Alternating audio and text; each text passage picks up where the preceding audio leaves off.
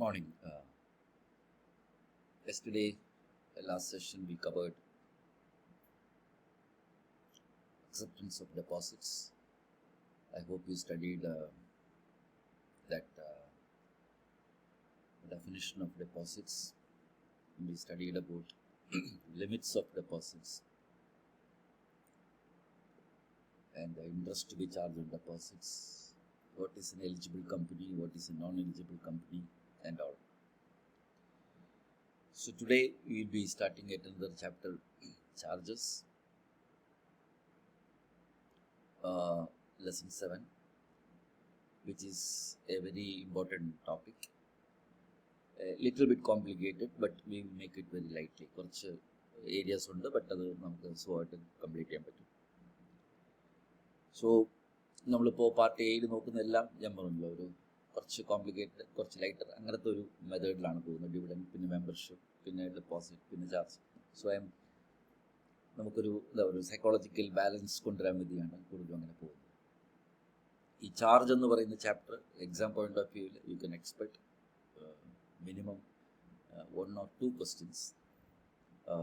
Preferably എന്തായാലും ഒരു question വരും, ചിലപ്പോൾ ഒരു ക്വസ്റ്റ്യൻ കൂടെ വരാം, ഡിപ്പെൻസ്. സോ ഇതാണ് ഈ ചാപ്റ്ററിൻ്റെ ഒരു വെയിറ്റേജ്. ഇത് നമ്മുടെ എക്സാം പോയിന്റ് ഓഫ് വ്യൂവിന് മാത്രമല്ല, ട്രെയിനിങ്ങിന് പോകുമ്പോഴും അതുപോലെ തന്നെ പ്രാക്ടീസ് ചെയ്യുമ്പോഴും ജോലിക്ക് പോകുമ്പോഴൊക്കെ ഈ ചാർജ് എന്ന് പറയുന്നത് കമ്പനി സെക്രട്ടറിയെ സംബന്ധിച്ചോളം വളരെ എസെൻഷ്യൽ ആയിട്ടുള്ളൊരു ഏരിയയാണ്. അതിൻ്റെ ഫോംസ് ആയാലും അങ്ങനത്തെ കാര്യങ്ങളായാലും. So it's very important that we study it very detail. എന്തായാലും ഇതൊരു പ്രൊഫഷണൽ പ്രോഗ്രാമിലില്ല ഇത്തരം കാര്യങ്ങളൊന്നും പഠിക്കാനായിട്ട്. സോ ഈ വാക്ക് ചാർജ് എന്ന് പറയുന്ന വാക്ക് ഒരു പ്രത്യേകതരം യുണീക്ക് ടേമാണ്. കാരണം കമ്പനി ലോയിൽ മാത്രം, കമ്പനി ജൂറിസ്പ്രുഡൻസിൽ മാത്രം യൂസ് ചെയ്യുന്നൊരു വാക്കാണ് ഈ ചാർജ് എന്ന് പറയുന്നത്. ആൻഡ് യൂഷ്വലി നമ്മൾ ബാറ്ററി ചാർജ് ചെയ്യും എന്നൊക്കെയാണ് നമ്മൾ പറയുന്നത് അല്ലേ. പക്ഷേ ഈ ചാർജ് എന്ന് പറയുന്നത് ഒരു കമ്പനി ഈ ലോൺ ആവശ്യമുള്ളപ്പോൾ കമ്പനി സ്വാഭാവികമായിട്ടും ബാങ്കിനെ അപ്രോച്ച് ചെയ്യുന്നു, ധനകാര്യ സ്ഥാപനങ്ങൾ അപ്രോച്ച് ചെയ്യുന്നു. അപ്പോൾ എസ്പെഷ്യലി വലിയ എമൗണ്ടൊക്കെ ആണെങ്കിൽ 10 കോടി, 15 കോടി, 20 കോടിയൊക്കെ ആണെന്നുണ്ടെങ്കിൽ ബാങ്കേ ഉള്ളൂ ആശയം. എന്തായാലും വലിയ എമൗണ്ട് ഒരിക്കലും ബാങ്ക് പ്രതീക്ഷിക്കണം. 1000 കോടി, 2000 കോടി ഒന്നും ബാങ്ക് എടുക്കും. May be 50 crores, 100 crores, 120 crores. അപ്പോൾ നിങ്ങൾക്കറിയാം, ഒരു ബാങ്കും ഈ പൈസ ഒരു സെക്യൂരിറ്റി ഇല്ലാതെ കൊടുക്കത്തില്ല. കാരണം ഇപ്പോൾ നമ്മൾ തന്നെ ഒരു ഹൗസിംഗ് ലോണിന് പോകുകയാണെന്നുണ്ടെങ്കിൽ സ്വാഭാവികമായിട്ടും ആ വീടിൻ്റെ അല്ലെങ്കിൽ ആ സ്ഥലത്തിൻ്റെ പ്രമാണം, ടൈറ്റിൽ ഡീഡ് കൊടുത്താലേ ബാങ്ക് ലോൺ എടുക്കും. അതുപോലെ വെഹിക്കിൾ ലോൺ എടുക്കുമ്പോൾ ആ വെഹിക്കിളിൻ്റെ RC ബുക്ക് നമ്മൾ ബാങ്കിന് കൊടുത്താലേ ബാങ്ക് ലോൺ എടുക്കും. ഇതുപോലെ തന്നെ ഒരു കമ്പനി ലോൺ എടുക്കുമ്പോൾ, ക്രോർസ് ഓഫ് എമൗണ്ട് ലോൺ എടുക്കാൻ പോകുമ്പോൾ സ്വാഭാവികമായിട്ടും ബാങ്ക് ഒരു സെക്യൂരിറ്റി എക്സ്പെക്ട് ചെയ്യും. അങ്ങനെ നിങ്ങൾ കമ്പനിയുടെ ഫിക്സഡ് അസറ്റ്സോ അല്ലെങ്കിൽ ഫ്ലക്ച്വേറ്റിംഗ് അസറ്റ്സോ സ്റ്റോക്കോ ഡെറ്റേഴ്സോ മൂവബിൾ അസറ്റോ ഇമ്മൂവബിൾ അസറ്റ്സോ നിങ്ങൾ ഓഫർ ചെയ്യുമ്പോഴാണ് ബാങ്ക് നിങ്ങളുടെ ലോണ്, ഈ കമ്പനിയുടെ ലോണ് പാസ്സാക്കുന്നത്. അത് എത്ര അസറ്റ് കൊടുക്കണമെന്നുള്ളത് ലോണിൻ്റെ വാല്യൂവിനെ ബേസ് ചെയ്തിരിക്കും. പൊതുവേ ഒരു ബാങ്കിങ് പ്രിൻസിപ്പിളിൽ 200% ആണ് അവരുടെ ഒരു ജഡ്ജ്മെൻറ്റ്. അതായത് 1 കോടി ലോൺ എടുക്കാൻ പോവുകയാണെന്നുണ്ടെങ്കിൽ അവർ പൊതുവെ 2 കോടിയുടെ അസറ്റ് ചോദിക്കും സെക്യൂരിറ്റി ആയിട്ട്. എന്നാലേ അവർ പ്രോപ്പർലി സെക്യൂർഡ് ആവത്തുള്ളൂ. കാരണം നിങ്ങൾ എന്തെങ്കിലും ലോൺ അടച്ചിട്ടില്ല എന്നുണ്ടെങ്കിൽ ആ അസറ്റ് വിറ്റ് അതിൻ്റെ ഇൻട്രസ്റ്റും മറ്റുള്ള പലിശകളും ഒക്കെ എടുത്തിട്ട് ബാക്കി പൈസ നമുക്ക് തിരിച്ചു. അപ്പോൾ ഇങ്ങനെ കമ്പനിയുടെ അസറ്റ്സ് ഒരു ലോണ് സെക്യൂർ ചെയ്യാനായിട്ട് ബാങ്കുകൾക്ക് പ്ലഡ്ജായിട്ട്, മോർഗേജായിട്ട് കൊടുക്കുന്ന ഈ ഒരു ലീഗൽ സംവിധാനത്തിനെയാണ് നമ്മൾ കമ്പനി ലോയിൽ ചാർജിന് കൊടുക്കുക എന്ന് പറയുന്നത്. അഥവാ ആ അസറ്റിൽ ബാങ്ക് ചാർജ് ക്രിയേറ്റ് ചെയ്യുക എന്ന് പറയും. ഈ ചാർജ് എന്ന് പറയുന്നതിൻ്റെ വേറൊരു വാക്കുകളാണ് ലീൻ എന്ന് പറയും. ഇല്ല, കേട്ടിട്ടില്ല നമ്മൾ ലീൻ എന്ന് വെച്ചാൽ ഒരു റൈറ്റ് എക്സസൈസ് ചെയ്യും അതിൻ്റെ അകത്ത്. അപ്പോൾ ഒന്നുകൂടി പറയാം, when a company goes for a loan with a bank, to apply for a loan, the bank will expect a security for that. And if your company is giving you can give either immovable property or even movable property as a security for that. And in that property, the bank will create a charge. The bank will create a lien or a right on it so that they are secured. ഇതിനെയാണ് നമ്മൾ charge എന്നും charge creation എന്നും നമ്മൾ പറയും. അപ്പോൾ charge create ചെയ്യും നമ്മൾ, അതുപോലെ തന്നെ ചാർജ് മാറ്റങ്ങൾ ഉണ്ടാകുമ്പോൾ മോഡിഫൈ ചെയ്യും. ലോണെല്ലാം അടച്ചു തീർക്കുമ്പോൾ ചാർജ് റിലീസ് ചെയ്യും. അതിനെ ചാർജ് സാറ്റിസ്ഫാക്ഷൻ എന്ന് പറയും. ഇതാണ് നമ്മൾ പഠിക്കാൻ പോകുന്നത്. Creation, modification, satisfaction. സോ ഈ ചാർജ് എന്ന വാക്ക് കമ്പനി ലോയിൽ മാത്രമേ നമ്മൾ യൂസ് ചെയ്യാറുള്ളൂ. പൊതുവെ പാർട്ട്ണർഷിപ്പിലോ അല്ലെങ്കിൽ നമ്മുടെ പേഴ്സണൽ കാര്യങ്ങളിലൊന്നും തന്നെ നമ്മൾ സാധാരണ പ്ലഡ്ജിന് കൊടുക്കുക, മോഡ്ഗേജിന് കൊടുക്കുക, ഹൈപ്പോത്തിക്കേറ്റ് ചെയ്യുക. പക്ഷേ കമ്പനി ലോയിൽ വരുമ്പോൾ ഇതിന് പറയുന്ന വാക്കാണ് ചാർജ് എന്ന് പറയുന്നത്. So charge is an unique term used in the company law parlance. When A company offers security, offers its movable or immovable property as a security for securing a loan. അപ്പോൾ നമുക്കിവിടെ എന്താണ് നമ്മുടെ relevance? നമുക്ക് CS-കാർക്ക് executive പ്രോഗ്രാമിലും അതേപോലെ ഞാൻ നേരത്തെ പറഞ്ഞു practically ഇതിൻ്റെ റിലവൻസ് എന്താണെന്ന് ചോദിച്ചാൽ, ഈ കൊടുക്കുന്ന അസറ്റ് എന്ന് പറയുന്നത് ഷെയർ ഹോൾഡേഴ്സിൻ്റെ അസറ്റ് ആണെന്ന് മറക്കരുത്. Because company is made out of shareholders money. The assets of the shareholders, കമ്പനിയുടെ അസറ്റ്സ് എന്ന് പറയുന്നത് ഷെയർ ഹോൾഡേഴ്സിൻ്റെ അസറ്റാണ്, ഓണേഴ്സിൻ്റെ അസറ്റാണ്, ഉടമസ്ഥൻ്റെ അസറ്റാണ്. അപ്പോൾ ഇത് വല്ല ബാങ്കുകൾക്കും ചാർജിന് കൊടുക്കുമ്പോൾ നാലൊരു കൊല്ലത്ത് നിങ്ങൾ പൈസ അടച്ച് തീർത്തില്ല എന്നുണ്ടെന്നുണ്ടെങ്കിൽ സ്വാഭാവികമായിട്ട് ഈ അസറ്റ് പോകും, ബാങ്ക് എടുത്തുകൊണ്ട് പോകും, ബാങ്ക് ഓപ്ഷൻ ചെയ്ത് വിൽക്കും. അപ്പോൾ ഷെയർ ഹോൾഡേഴ്സിൻ്റെ അസറ്റ് അന്യാധീനപ്പെട്ട് പോകും എന്നുള്ളതാണ് ഇതിൻ്റെ അകത്തുള്ളൊരു കമ്പനി ലോയുടെ റിസ്ക് എന്ന് പറയുന്നത്, അല്ലെങ്കിൽ നമ്മൾ എക്സ്പോസ് ചെയ്തിരിക്കുന്ന risk. So we have to make sure that this charge is created properly as per the procedures. This once a charge is created, it has to be registered with the Register of Companies ROC, because the charge is created on the shareholders assets. അത് modify ചെയ്യുമ്പോഴും satisfy ചെയ്യുമ്പോഴൊക്കെ നിങ്ങൾ ROC-യിൽ forms file ചെയ്യണം. അങ്ങനെ അതൊരു regulated എൻവറോൺമെൻറ്റിൽ മാത്രമേ charge create ചെയ്യാനും charge modify ചെയ്യാനും charge satisfy ചെയ്യാനും പറ്റത്തുള്ളൂ. So this is the aspect where company secretaries play a role. India around, if you ask me, 70 to 80% of charge creation forms and modification satisfaction forms are filed with ROC with the certification of the company secretaries, practicing company secretaries. അതുപോലെ search report, status report എന്നൊക്കെ പറഞ്ഞ് ഏതൊക്കെ കമ്പനികളിൽ charge ഉണ്ട്, ഏതൊക്കെ assets ആണ് ചാർജിന് കൊടുത്തിരിക്കുന്നത് എന്നുള്ള എല്ലാ കാര്യങ്ങളും പൊതുവേ അറൗണ്ട് 75% ഇന്ത്യയിലുള്ള കമ്പനീസിലും കമ്പനി സെക്രട്ടറിമാരുടെ സർവീസാണത്. പ്രാക്ടീസിങ് കമ്പനി സെക്രട്ടറിമാരാണ് അതിൻ്റെ അത് കൂടുതലും ഇത്തരം സേവനങ്ങൾ ചെയ്യുന്നത്. അതുകൊണ്ടാണ് കമ്പനി ഈ ലോ പഠിപ്പിക്കുമ്പോൾ പൊതുവേ CS എക്സിക്യൂട്ടീവ് പ്രോഗ്രാമിന് ചാർജസ് എന്ന് പറഞ്ഞ ചാപ്റ്റർ കുറച്ചുകൂടി റിലവൻ്റ് ആയിട്ടുള്ളതും ഇമ്പോർട്ടൻ്റ് ആയിട്ടുള്ളതും. കമ്പനിയിൽ വർക്ക് ചെയ്യുന്ന കമ്പനി സെക്രട്ടറിയെ സംബന്ധിച്ചോളവും ചാർജ് ക്രിയേഷനും മറ്റുള്ള കാര്യങ്ങളെല്ലാം ചെയ്തു കൊടുക്കുന്നത് അവിടുത്തെ കമ്പനി ഹോൾഡിംഗ് കമ്പനി സെക്രട്ടറിയാണ്. സോ ഇതാണ് നമ്മളിന്ന് പഠിക്കാൻ പോകുന്നത്. കുറച്ച് ഏരിയ ടെക്നിക്കലാണ്, ബട്ട് കമ്പാരിറ്റീവ്ലി എല്ലാ ക്ലാസ്സിലും പറയുന്നില്ല. പാർട്ട് എയുടെ ഏറ്റവും വലിയ ഒരു പ്രത്യേകത എന്ന് വെച്ചാൽ ആകാംക്ഷയാണ്. കാരണം ഓരോ ചാപ്റ്ററും പുതിയ ഏരിയയാണ്, നമുക്ക് അറിഞ്ഞൂടാത്ത പുതിയ നോളജ് തരുന്നു എന്നുള്ളതാണ്. പാർട്ട് ബി ഒരു ലൂപ്പാണ്, അറിയാലോ, ഒന്നിൽ കഴിഞ്ഞാൽ അത് ഏതിൻ്റെ കണ്ടിന്യൂഷനാണ്. But part A is a more innovative chapters. Each and every chapter is more innovative. So you have to study this with a passion. ഒരു ഇഷ്ടത്തോടു കൂടി പഠിക്കുക. So we will make it as simple as that. Okay. അപ്പോൾ ചാർജിൻ്റെ meaning ഒക്കെ ഞാൻ already പറഞ്ഞു. Charge is basically a security given by the companies to the banks as a security to secure their loans. Okay. അപ്പോൾ ഇതിനെ companies ആക്ടിൽ തന്നെ definition ഉണ്ട്. Section 2 close 16 16. എല്ലാ part എയിലെ ചാപ്റ്റേഴ്സിലും ഡെഫിനിഷൻ ഉണ്ട്. ലൈക്ക് ഡെപ്പോസിറ്റ്സ് എന്നൊക്കെ നോക്കി, അതിൽ മെമ്പർഷിപ്പിലുണ്ട്, അല്ലേ, ഡിവിഡൻഡിലുണ്ട്. അപ്പോൾ അതുപോലെ തന്നെ ഇവിടെയും ഒരു സെക്ഷൻ ഉണ്ട്. 2 close 16 defines the term charge as an interest or lean created on the property or assets of A company. ഒരു കമ്പനിയുടെ അസറ്റ്സിൽ ക്രിയേറ്റ് ചെയ്തിരിക്കുന്ന ഒരു താല്പര്യം, ഒരു ഇൻട്രസ്റ്റ്, ഒരു ഒരു ഒരു ഒരു ഒരു fiction of law or lien, ഒരു control to or any undertaking of the company ultimately as a security എന്നാണ് പറഞ്ഞത്. ഒരു ലോണ് സെക്യൂർ ചെയ്യാനായിട്ട്, ഒരു സെക്യൂരിറ്റിക്ക് വേണ്ടി, ഒരു ഉറപ്പിന് വേണ്ടി, ആൻഡ് ഇൻക്ലൂഡ്സ് എ മോർഗേജ്.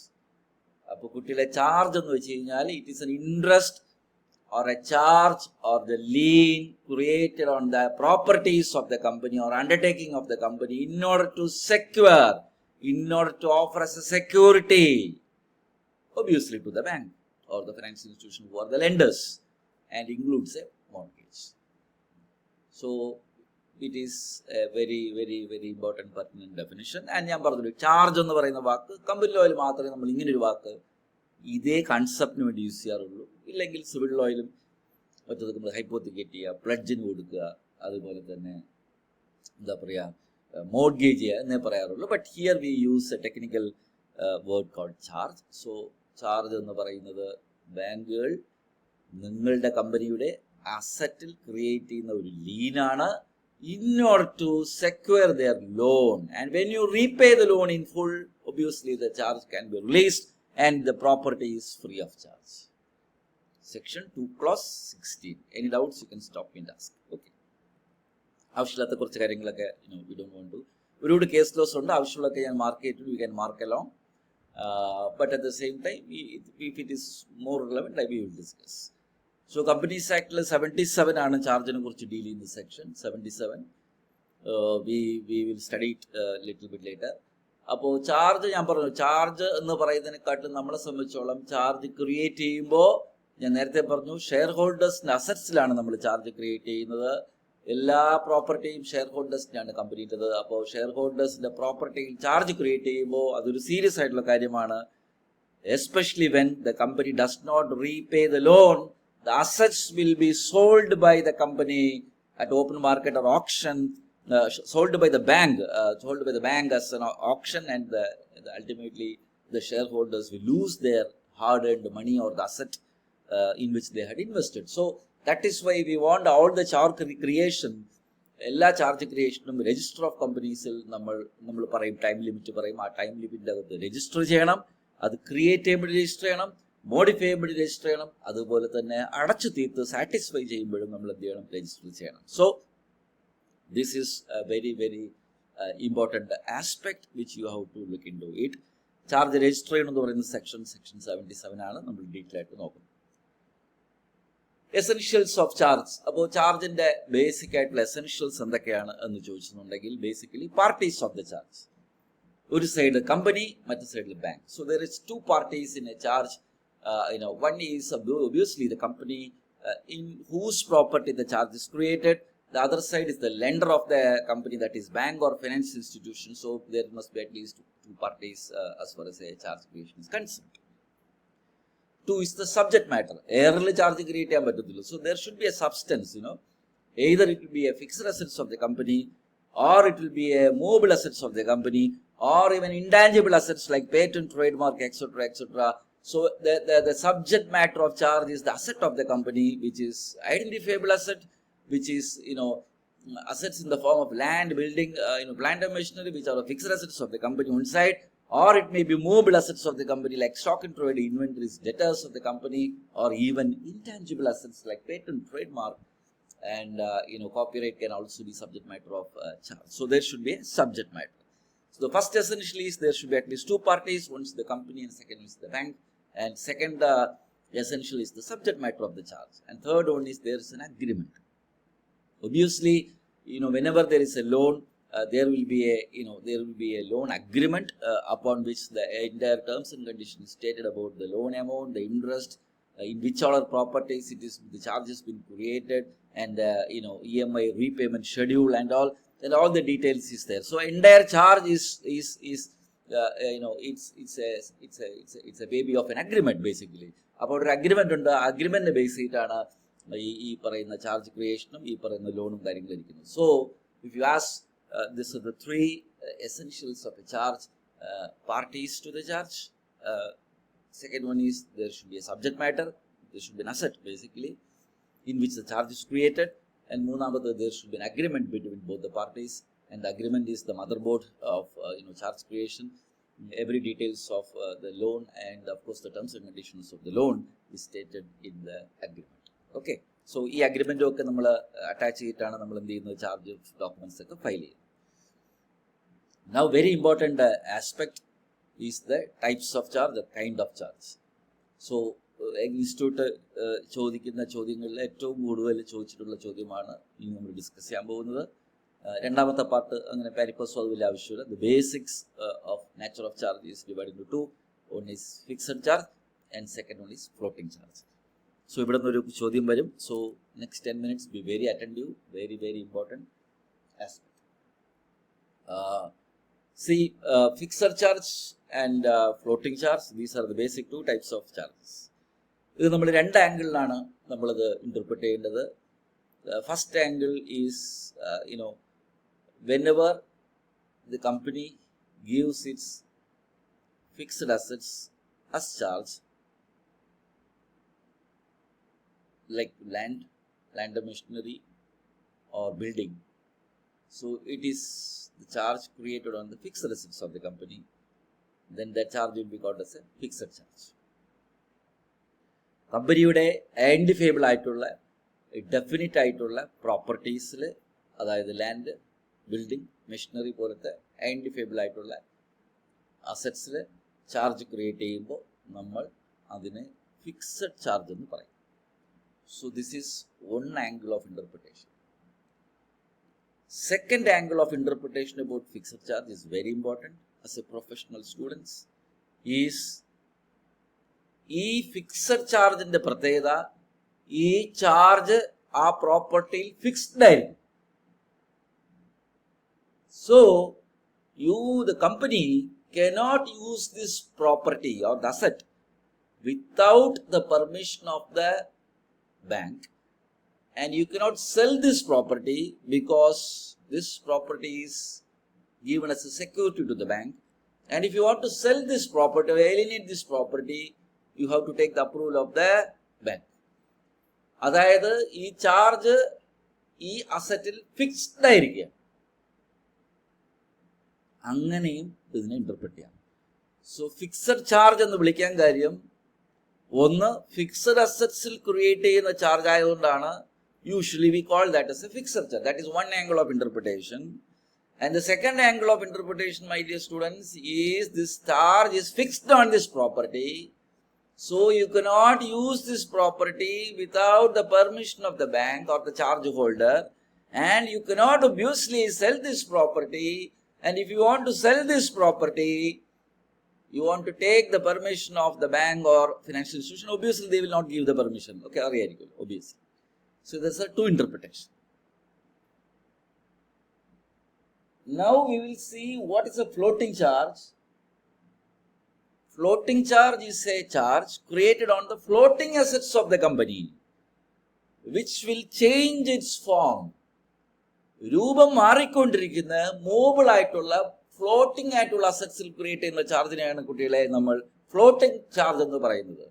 ഏറ്റവും നല്ല എക്സാമ്പിൾ ആണ് ഇൻവെന്ററി.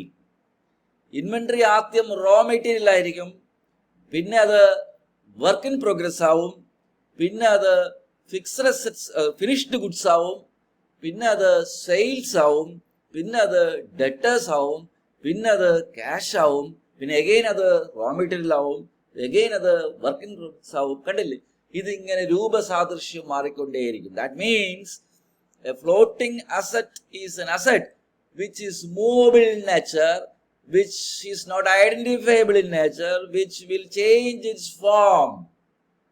അല്ലേ, ബിസിനസ് സൈക്കിൾ കേട്ടിട്ടില്ലേ? പ്രൊഡക്ഷൻ സൈക്കിൾ റോ മെറ്റീരിയൽ ആവുന്നു, അത് റോ മെറ്റീരിയൽ പ്രൊഡക്ഷൻ യൂസ് ചെയ്യുന്നു, പ്രൊഡക്ഷൻ യൂസ് ചെയ്യുമ്പോൾ WIP ആവുന്നു, WIP കുറച്ച് കഴിഞ്ഞ് ഫിനിഷ്ഡ് ഗുഡ്സ് ആവുന്നു, അത് പിന്നെ സെയിൽസ് ആവുന്നു, പിന്നെ ഡെറ്റേഴ്സ് ആവുന്നു. ഇതിലേത് മാറിക്കൊണ്ടിരിക്കുമ്പോഴെങ്കിലും അവിടെ ചാർജ് ക്രിയേറ്റ് ചെയ്യാം. So I would appreciate the students to understand floating charge is a charge which is floating in nature or movable in nature. This is again one angle of interpretation of floating charge. Now what is the second angle? Floating charge inde pratyekada, രണ്ടാമത്തെ angle interpretation is very important, my dear students.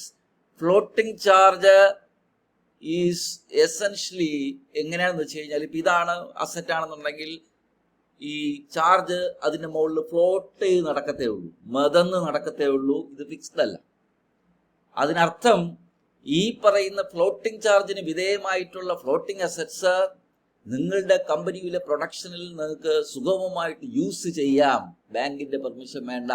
Raw material പ്രൊഡക്ഷനിൽ use ചെയ്യുന്നു, അത് മാറുന്നു WIP ആവുന്നു, അത് മാറുന്നു finished goods ആവുന്നു, അത് മാറുന്നു സെയിൽസ് ആവുന്നു, ഡെറ്റേഴ്സ് ആവുന്നു. ഇതെല്ലാം ഉണ്ടെങ്കിൽ പോലും അതിന്റെ മുകളിൽ എന്തുണ്ട്? ഒരു ചാർജ് ഉണ്ടെന്ന് മറക്കരുത്. So floating charge is dormant, ഉറങ്ങിക്കിടക്കും, അറിയത്ത് പോലും ഇല്ല, അതിന്റെ മുകളിൽ ഇങ്ങനെ മതന്ന് കിടക്കത്തേ ഉള്ളൂ. It is not fixed.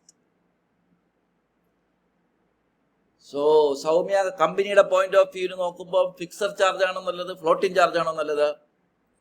Floating charge. കാരണം എന്തുകൊണ്ടാണ്? നമുക്ക് ഈ പ്രോപ്പർട്ടി നമ്മളെ ബിസിനസിന്റെ ഭാഗമായിട്ട് ഓപ്പറേഷനിൽ സുഖമായിട്ട് യൂസ് ചെയ്ത് പോവാം. അപ്പൊ ഇതാണ് ഇതിന്റെ ഏറ്റവും രസം. പക്ഷെ ബാങ്കിന്റെ പോയിന്റ് ഓഫ് വ്യൂ നോക്കുമ്പോൾ അവർക്ക് കൂടുതൽ അഡ്വാൻറ്റേജ് ഫിക്സഡ് ചാർജ് ആണ്, അല്ലേ? അപ്പൊ ഈ ബാങ്ക് പൊതുവെ, മേ ബി ഞാൻ എപ്പോഴും പഠിപ്പിക്കുമ്പോൾ ചോദിക്കും, ബാങ്ക് പൊതുവെ എങ്ങനെയാണ് അപ്പൊ ഇത് അപ്രോച്ച് ചോദിച്ചാൽ, ബേസിക്കലി ബാങ്കുകൾ ഇതിന്റെ ഒരു കോമ്പിനേഷനാണ് ചോദിക്കുന്നത്. മനസ്സിലായില്ലേ? ഒരു 60-70% ഫിക്സഡ് അസറ്റ്സും, അതായത് ഫിക്സഡ് ചാർജ്, ബാക്കിയുള്ള 30% ഫ്ലോട്ടിങ്. അപ്പോൾ ബാങ്കിന്റെ റിസ്ക് കമ്പാരിറ്റീവ്ലി കുറഞ്ഞു കിട്ടും. അപ്പൊ ഇത് ക്ലിയർ ആയല്ലോ. ഫിക്സഡ് ചാർജും ഫ്ലോട്ടിംഗ് ചാർജും പൊതുവെ കുട്ടികൾ പഠിക്കുന്നത്, ചില ക്ലാസ്സുകളിലൊക്കെ നമ്മൾ പഠിപ്പിക്കുന്ന ചില ആൾക്കാർ പഠിപ്പിക്കുന്നത്, അല്ലെങ്കിൽ കുട്ടികൾ മനസ്സിലാക്കി ഫിക്സഡ് ചാർജ് ക്രിയേറ്റ് ചെയ്താൽ ഫിക്സഡ് ചാർജ്, ഫ്ലോട്ടിംഗ് ചാർജ് അസറ്റ്സിൽ ക്രിയേറ്റ് ചെയ്താൽ floating charge. This is one angle of interpretation. അത് ആ വാക്കിൽ തന്നെ ഉണ്ട്. പക്ഷെ അതല്ല അവിടുത്തെ ലീഗൽ ഇമ്പോർട്ടൻസ്. ലീഗൽ ഇമ്പോർട്ടൻസ് എന്താണ്? ഫിക്സഡ് ചാർജ് അസറ്റ്സിൽ ഫിക്സ്ഡ് ആയിരിക്കുകയാണ്. അതുകൊണ്ട് ഈ പ്രോപ്പർട്ടി യൂസ് ചെയ്യണമെങ്കിലോ വിൽക്കണമെങ്കിലോ എന്ത് ചെയ്യണമെന്നുണ്ടെങ്കിലും നിങ്ങൾ ബാങ്കിന്റെ പെർമിഷൻ എടുക്കണം. ഫ്ലോട്ടിംഗ് ചാർജ് അതിന്റെ മുകളിൽ മേന്ന് കിടക്കത്തേ ഉള്ളൂ, അത് ഡോർമെന്റ് ആണ്, ഉറങ്ങിക്കിടക്കത്തേ ഉള്ളൂ, അതിൽ ഫിക്സ്ഡ് അല്ല. അതുകൊണ്ട് നിങ്ങൾക്ക് ആ പ്രോപ്പർട്ടി സ്പോട്ട് യൂസ് ചെയ്യാം. ഈവൻ ആ പ്രോപ്പർട്ടി വേണമെങ്കിൽ വിൽക്കുകയും ചെയ്യാം. വിറ്റാലും കുഴപ്പമില്ല, ക്യാഷ് ആവും. ക്യാഷ് ആയാൽ പിന്നെ നിങ്ങൾ വീണ്ടും സാധനങ്ങൾ മേടിക്കും, സാധനങ്ങളായാൽ വീണ്ടും WIP ആവും, WIP ആയാൽ വീണ്ടും സെയിൽസ് അടക്കും. ഇല്ല, ഇങ്ങനെ പൊയ്ക്കൊണ്ടേയിരിക്കും. സോ അതുകൊണ്ട് തന്നെ ഒരു ലീഗൽ ഫിക്ഷൻ അതിന്റെ മുകളിൽ മതന്ന് കിടക്കത്തേ ഉള്ളൂ. അതുകൊണ്ടാണ് അതിനെ നമ്മൾ എന്തെന്ന് വിളിക്കുന്നത്? ഫ്ലോട്ടിംഗ് ചാർജ് എന്ന് വിളിക്കുന്നത്. ക്ലിയർ ആയോ? Clear? So this is very, very, very interesting and innovative. Now we are going to look into the real surprise of this provision. നിങ്ങൾ ഫ്ലോട്ടിംഗ് ചാർജ് ക്രിയേറ്റ് ചെയ്തിട്ട് നിങ്ങൾ സമയമായിട്ട് ആ ബാങ്കിന്റെ ലോണ് കറക്റ്റായിട്ട് തിരിച്ചടച്ചില്ലെങ്കിൽ, ആ ബാങ്കിന്റെ ലോണ് നിങ്ങൾ സമയത്തിന് സർവീസ് ചെയ്തില്ലെങ്കിൽ, പ്രിൻസിപ്പൽ എമൗണ്ടോ ഇൻട്രസ്റ്റ് എമൗണ്ടോ നിങ്ങൾ റെഗുലറായിട്ട് ഡീഫോൾട്ട് വരുത്തിയാൽ, ഈ ഫ്ലോട്ടിംഗ് ചാർജിന്റെ നേച്ചർ മാറി അത് ആ പ്രോപ്പർട്ടിയിൽ ഫിക്സ്ഡ് ആവും. പിന്നെ ആ പ്രോപ്പർട്ടി യൂസ് ചെയ്യണമെന്നുണ്ടെങ്കിൽ ബാങ്കിന്റെ പെർമിഷൻ എടുക്കണം. So the very floating charge will now be the nature of a fixed charge if the company does not repay the principal or interest amount or makes a default of the loan agreement, or the company stops its business, or company goes into liquidation, or I don't want to use the word liquidation, company stops its business. അപ്പൊ company business നിർത്തുമ്പോഴോ loan സമയത്തിന് അടച്ചു തീർത്തില്ലെങ്കിലോ അത്തരം പ്രതിസന്ധി situation വരുമ്പോൾ ഈ പറയുന്ന floating ചാർജിന്റെ nature എന്തായി മാറും കുട്ടികളെ? മതന്ന് കടന്ന ചാർജ് എന്താവും? ഫിക്സ്ഡ് ആവും. Now the same floating charge will take the nature of a fixed charge, and thereafter if you want to use this property, if you want to sell these floating assets, then you have to take the approval of the bank. And this transition, ഈ മാറ്റം, ഈ fixed charge നേച്ചറുള്ള charge, floating charge നേച്ചറുള്ള charge fixed charge ആയിട്ട് മാറുന്നതിനെയാണ്, ഈ അത്ഭുതത്തിനെയാണ് കുട്ടികളെ നമ്മൾ ക്രിസ്റ്റലൈസേഷൻ ഓഫ് ചാർജ് എന്ന് പറയും. എന്താണ് crystallisation of charge? Charge crystallizes, it changes from the nature of a floating charge to a fixed charge. So this is very, very important. Okay, I think it's clear now. Now ഇതേ കാര്യം തന്നെയാണ് institute has put it, നമ്മൾ പഠിച്ചതിനെക്കാട്ടിൽ ഒരു കുറച്ച് lighter ആയിട്ടാണ് എഴുതിയിരിക്കുന്നത്. We explain it in a very very detailed way. അപ്പോൾ അതിൽ ക്ലിയർ ആയിട്ട് ഫിക്സഡ് ചാർജ് എന്ന് വെച്ച് കഴിഞ്ഞാൽ സ്പെസിഫിക് പ്രോപ്പർട്ടി, മറ്റെന്ന് വെച്ച് കഴിഞ്ഞാൽ അത് ഡോർമെന്റ് ആയിരിക്കും, പക്ഷെ അത് കൺവേർട്ട് ചെയ്യുമ്പോൾ മാത്രമേ അത് ഉണ്ടാവത്തുള്ളൂ, ക്രിസ്റ്റലൈസ് ആവത്തുള്ളൂ. ഫിക്സഡ് ചാർജ് വന്നിട്ട് അസർട്ടൈൻ ഡെഫിനിറ്റ് പ്രോപ്പർട്ടിയാണ്. ഫ്ലോട്ടിംഗ് ചാർജ് വന്നിട്ട് വേരിയബിൾ പ്രോപ്പർട്ടി, രൂപം മാറിക്കൊണ്ടിരിക്കും. ഇത് വന്നിട്ട് created on fixed assets like land, building, plant, machinery. ഇത് created in basically floating assets like debtors, stock in trade, ഞാൻ പഠിപ്പിച്ചതുപോലെ. അപ്പോൾ അത് അത്രയും പറഞ്ഞിട്ടുണ്ട്. ലാസ്റ്റ് പറഞ്ഞു disposing of the asset. Fixed assets dispose ചെയ്യാൻ പറ്റത്തില്ല, ബാങ്കിന്റെ പെർമിഷനാണ്. മറ്റത് അങ്ങനെയല്ല, അത് എന്ത് വേണം, നിങ്ങൾ എന്ത് വേണം ആ പ്രോപ്പർട്ടി കൊണ്ട് ചെയ്യാം. പ്രോപ്പർട്ടി മീൻസ് ഫ്ലോട്ടിംഗ് അസറ്റ്സ് കൊണ്ട് എന്ത് വേണം ചെയ്യാം, provided there is no crystallisation. ഇത് ക്ലിയർ ആയോ? ക്രിസ്റ്റലൈസേഷൻ കൺസെപ്റ്റ് മനസ്സിലായല്ലോ അല്ലേ? അപ്പൊ ഈ ഒരു നേച്ചറിൽ വേണം ചാർജ് മനസ്സിലാക്കാനായിട്ട്. അല്ലാതെ ഫിക്സഡ് ചാർജ് ക്രിയേറ്റ് ചെയ്യുന്ന ഫിക്സഡ് അസറ്റും ഫ്ലോട്ടിംഗ് ചാർജ് അത് മനസ്സിലാക്കാൻ വലിയ ബുദ്ധിയൊന്നും വേണ്ട. പക്ഷേ ഈ രണ്ടാമത്തെ ഈ ഫിക്സ് ചെയ്യുന്നതും ഫ്ലോട്ട് ചെയ്യുന്നതും തമ്മിലുള്ള വ്യത്യാസം വളരെ ഇമ്പോർട്ടൻറ്റ്. ഫിക്സഡ് ചാർജ് ഫിക്സ്ഡ് ആണ്, ഫ്ലോട്ടിംഗ് ചാർജ് വേർതിരിക്കും. പക്ഷെ ഫ്ലോട്ടിംഗ് ചാർജിലെ ടേംസ് ആൻഡ് കണ്ടീഷൻസ് വേരി ചെയ്യോ, ലോൺ തിരിച്ചടച്ച് ഡിഫോൾട്ട് വരുത്തിയോ, കമ്പനി ബിസിനസ് നിർത്തി ചെയ്യുന്നുണ്ടെങ്കിൽ ഇതേ ഫ്ലോട്ടിംഗ് ചാർജ് ഫിക്സഡ് ചാർജിന്റെ നേച്ചർ ആവും. then that will take the nature of a fixed charge, and that transition is called as crystallization of charge. So it's a high flammable area. Institute സ്ഥിരം ചോദിക്കുന്ന ഒരു ഏരിയയാണ് നമ്മൾ എന്ന് പറയുന്നത് ക്രിസ്റ്റലൈസേഷൻ. ഇവിടെ ഉണ്ട്. A floating charge is a security, that is a mortgage, etc., that an underlying asset, a group of assets which is subject to change in quality and value. It is security interest over a fund of etc. നമ്മൾ പറഞ്ഞ കാര്യങ്ങളുണ്ട്. A floating charge attaches to the company's property generally and remains dormant എന്ന് പറഞ്ഞത് ഉറങ്ങിക്കിടക്കും till it crystallizes or become fixed. The company has a right to carry on the business, etc., etc. Now this is very important. What are the circumstances in which the charge becomes crystallized? One ഞാൻ പറഞ്ഞു, cessation of business. Company stop ചെയ്ത് എന്താർത്ഥം? കമ്പനിന് പൈസ തിരിച്ചടക്കത്തില്ല എന്നർത്ഥം.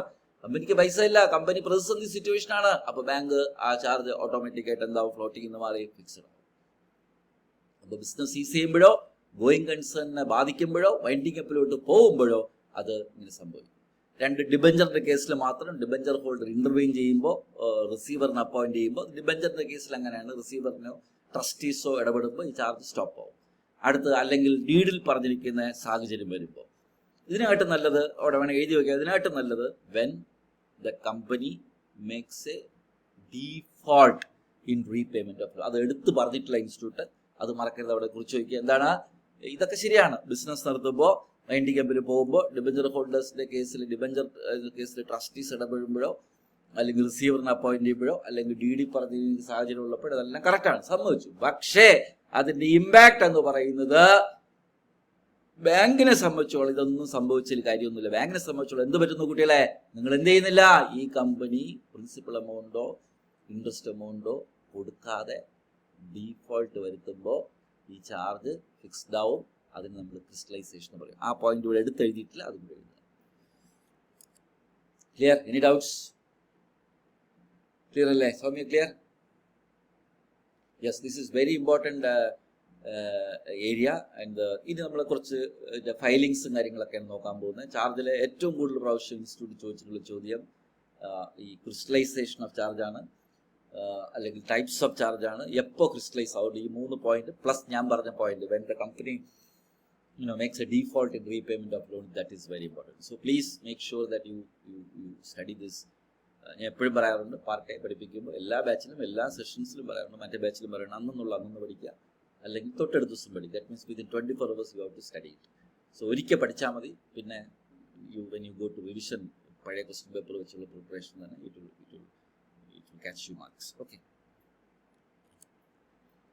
Yes, ആവശ്യമുള്ള കേസൊക്കെ ഞാൻ പറയാം. ആവശ്യമുള്ളത് ഇത്, this case is very important. Maturi Rao versus Pendyala, year 1970, Andhra Pradesh 225 is a good case. ഇതിൽ ക്ലിയർ ആയിട്ട് പറയുന്നുണ്ട്, in this case it was held that the floating charge crystallizes, it becomes fixed. ഈ ക്രിസ്റ്റലൈസേഷൻ എന്ന് പറയുമ്പോൾ ഫ്ലോട്ടിംഗ് ചാർജ് ഫിക്സഡ് ചാർജ് ആയിട്ട് മാറുന്നു. അതിൻ്റെ nature മാറുന്നു, രൂപം മാറുന്നു, അതിൻ്റെ സ്വഭാവം മാറുന്നു, അതിൻ്റെ ബിഹേവിയർ മാറുന്നു. ഫ്ലോട്ടിംഗ് ചാർജ് തന്നെ ഫിക്സഡ് ചാർജിൻ്റെ ഫീച്ചറിലോട്ട് അല്ലെങ്കിൽ ലീഗൽ ഫിക്ഷനിലോട്ട് മാറുന്നതിനെയാണ് ക്രിസ്റ്റലൈസേഷൻ എന്ന് പറഞ്ഞിരിക്കുന്നത്. കേസ് ലോ ആണ്. നിങ്ങൾക്ക് പരീക്ഷയ്ക്ക് എഴുതുമ്പോൾ സെക്ഷൻ ഒന്നുമില്ലല്ലോ ക്രിസ്റ്റലൈസേഷൻ. അപ്പോൾ you can support your answer with a case law. Maturi Rao versus Pendyala, All India Reporter, year 1970, Andhra Pradesh High Court case, page number 225. Okay. Yes.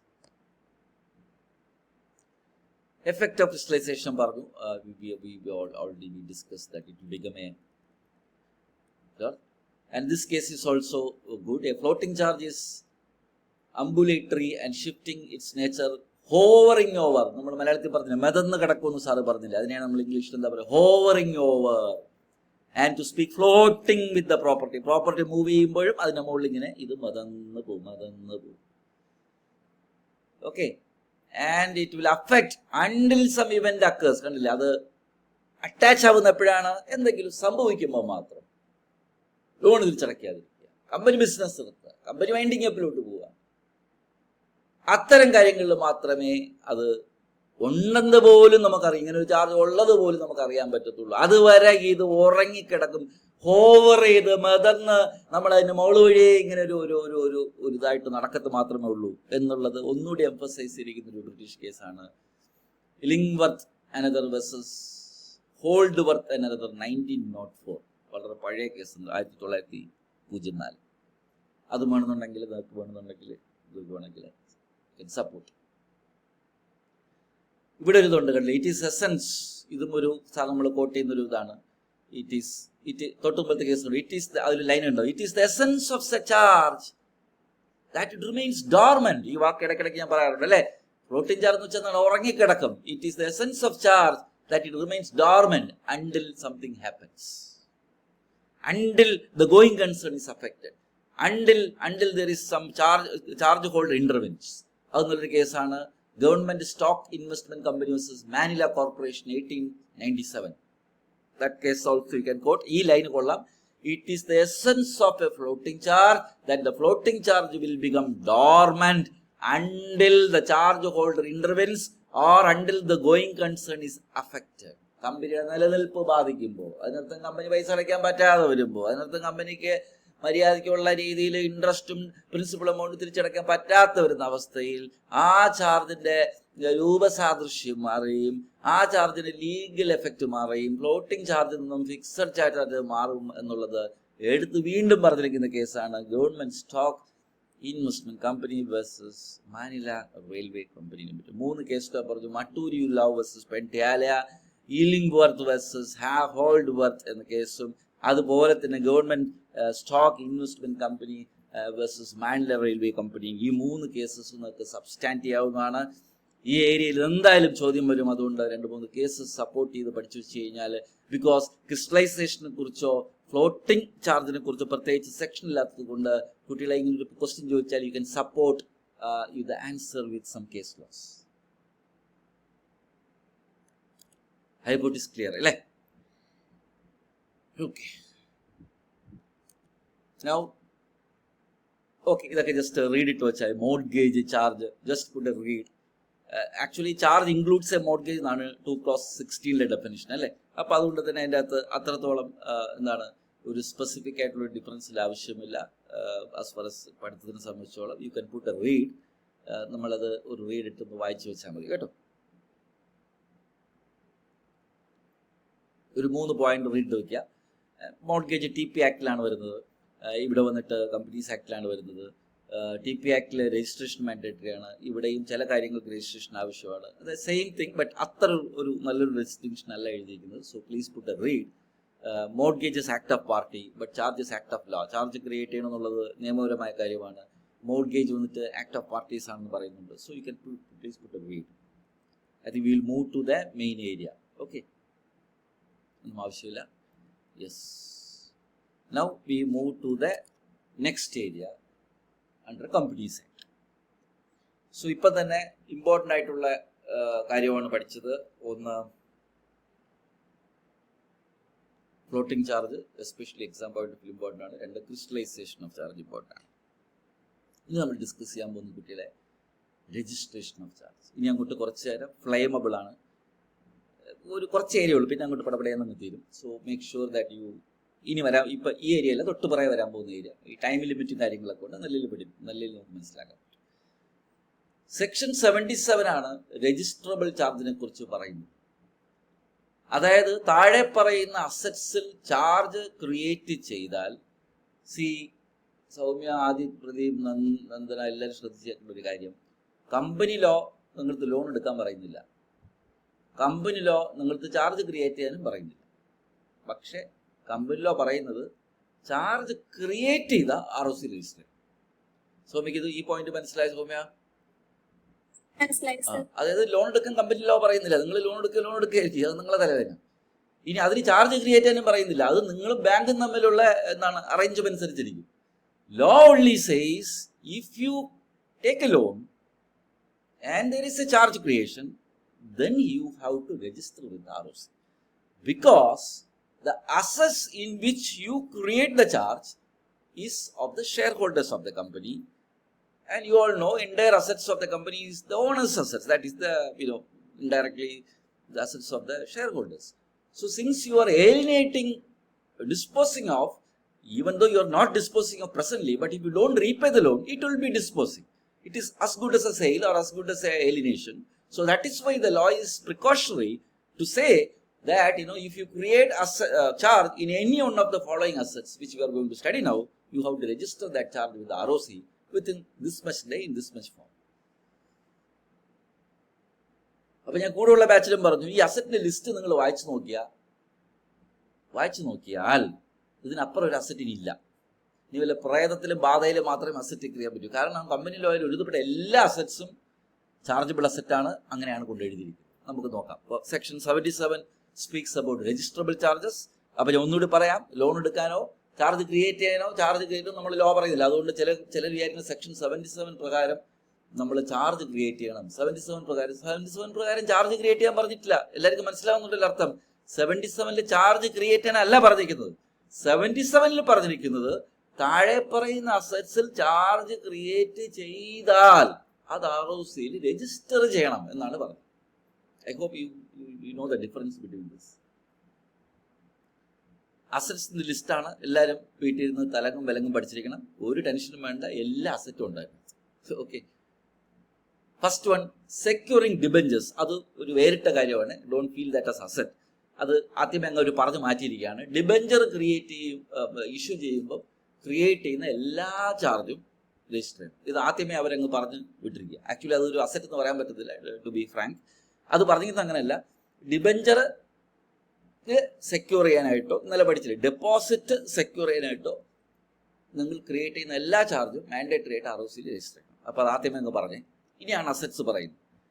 Charge on uncalled share capital. വിളിക്കാത്ത share capital is an asset അല്ലേ? വിളിക്കാൻ പറ്റും, ഭാവിയിൽ ഇങ്ങോട്ട് കിട്ടാനുള്ള പൈസയായിട്ട് അസറ്റാണ്. അതിൽ create ചെയ്ത charge register ചെയ്യണം. ഇമ്മൂവബിൾ പ്രോപ്പർട്ടി പറയേണ്ട ആവശ്യമില്ല.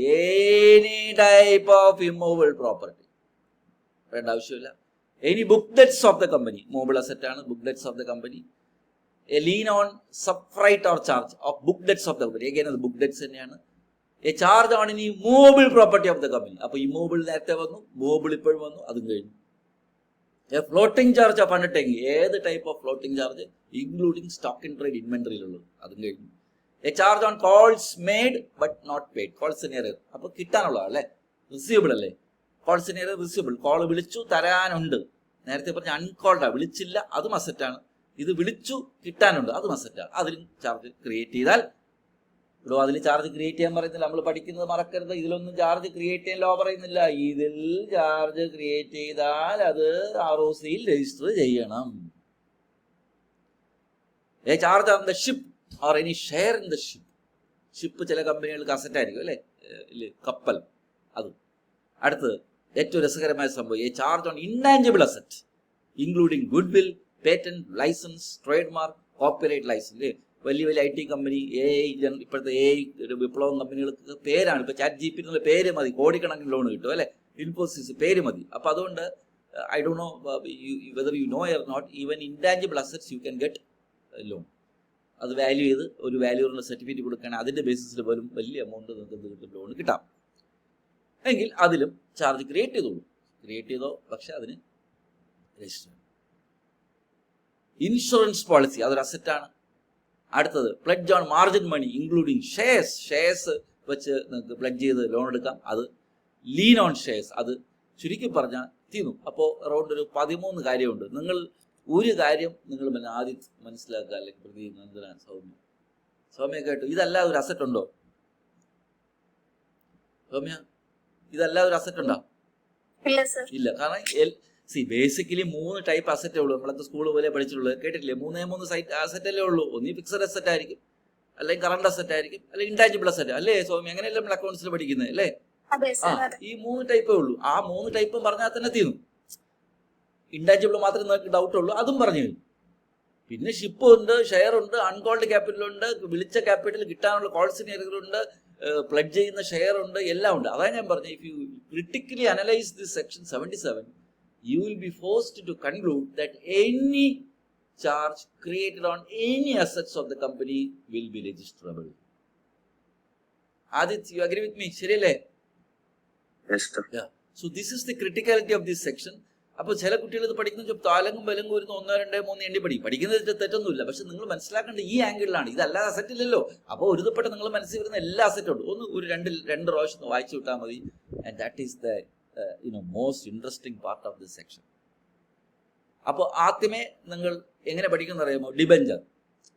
ഡിബഞ്ചർ സെക്യൂർ ചെയ്യാനോ ഡിപ്പോസിറ്റ് സെക്യൂർ ചെയ്യാനോ എല്ലാ ചാർജും വരും. അത് ആദ്യമേ അങ്ങ് മാറ്റി. അത് അസറ്റ് അല്ല, പക്ഷെ അത് മാറ്റി, അതുണ്ട്, ബൈ ഡീഫോൾട്ടാണ്. പിന്നെ 2 ക്യാപിറ്റൽ ബന്ധപ്പെട്ട കാര്യങ്ങളുണ്ട്. എന്തൊക്കെയാണ്? കോൾഡ് സിനാരിയറും അൺകോൾഡ് ക്യാപിറ്റലും 2 എണ്ണമായി, 3 എണ്ണമായി. പിന്നെ 3 എണ്ണം movable asset, immovable asset, intangible 3 എണ്ണം, 6 എണ്ണമായി. പിന്നെ ഷിപ്പ് ഒരു വെറൈറ്റി ഉണ്ട്, ഷിപ്പ് ഷെയർ ഒരു വെറൈറ്റി ഉണ്ട്. പറഞ്ഞ മനസ്സിലായി? ഇങ്ങനെ നിങ്ങൾ എന്ത് ചെയ്യണം? ഒരു കാറ്റഗറൈസ് ചെയ്ത് പഠിച്ചിട്ടുണ്ടെങ്കിൽ 8 എണ്ണം 10 എണ്ണം ബൈ ഡീഫോൾട്ട് ഓട്ടോമാറ്റിക്കായിട്ട് നമുക്കൊന്ന് ഓർമ്മ വരും, സുഖമായിട്ട് പരീക്ഷയ്ക്ക് എഴുതാൻ പറ്റും. അല്ലാതെ 1, 2, 3 എന്ന് പറയുന്നതിന് കാണാൻ പഠിക്കേണ്ട ആവശ്യം ഇല്ല. Okay, I hope you understood this point. ഇനി നമ്മൾ ഒരു സംഭവം നോക്കാൻ പോവാണ്. I want your full cooperation.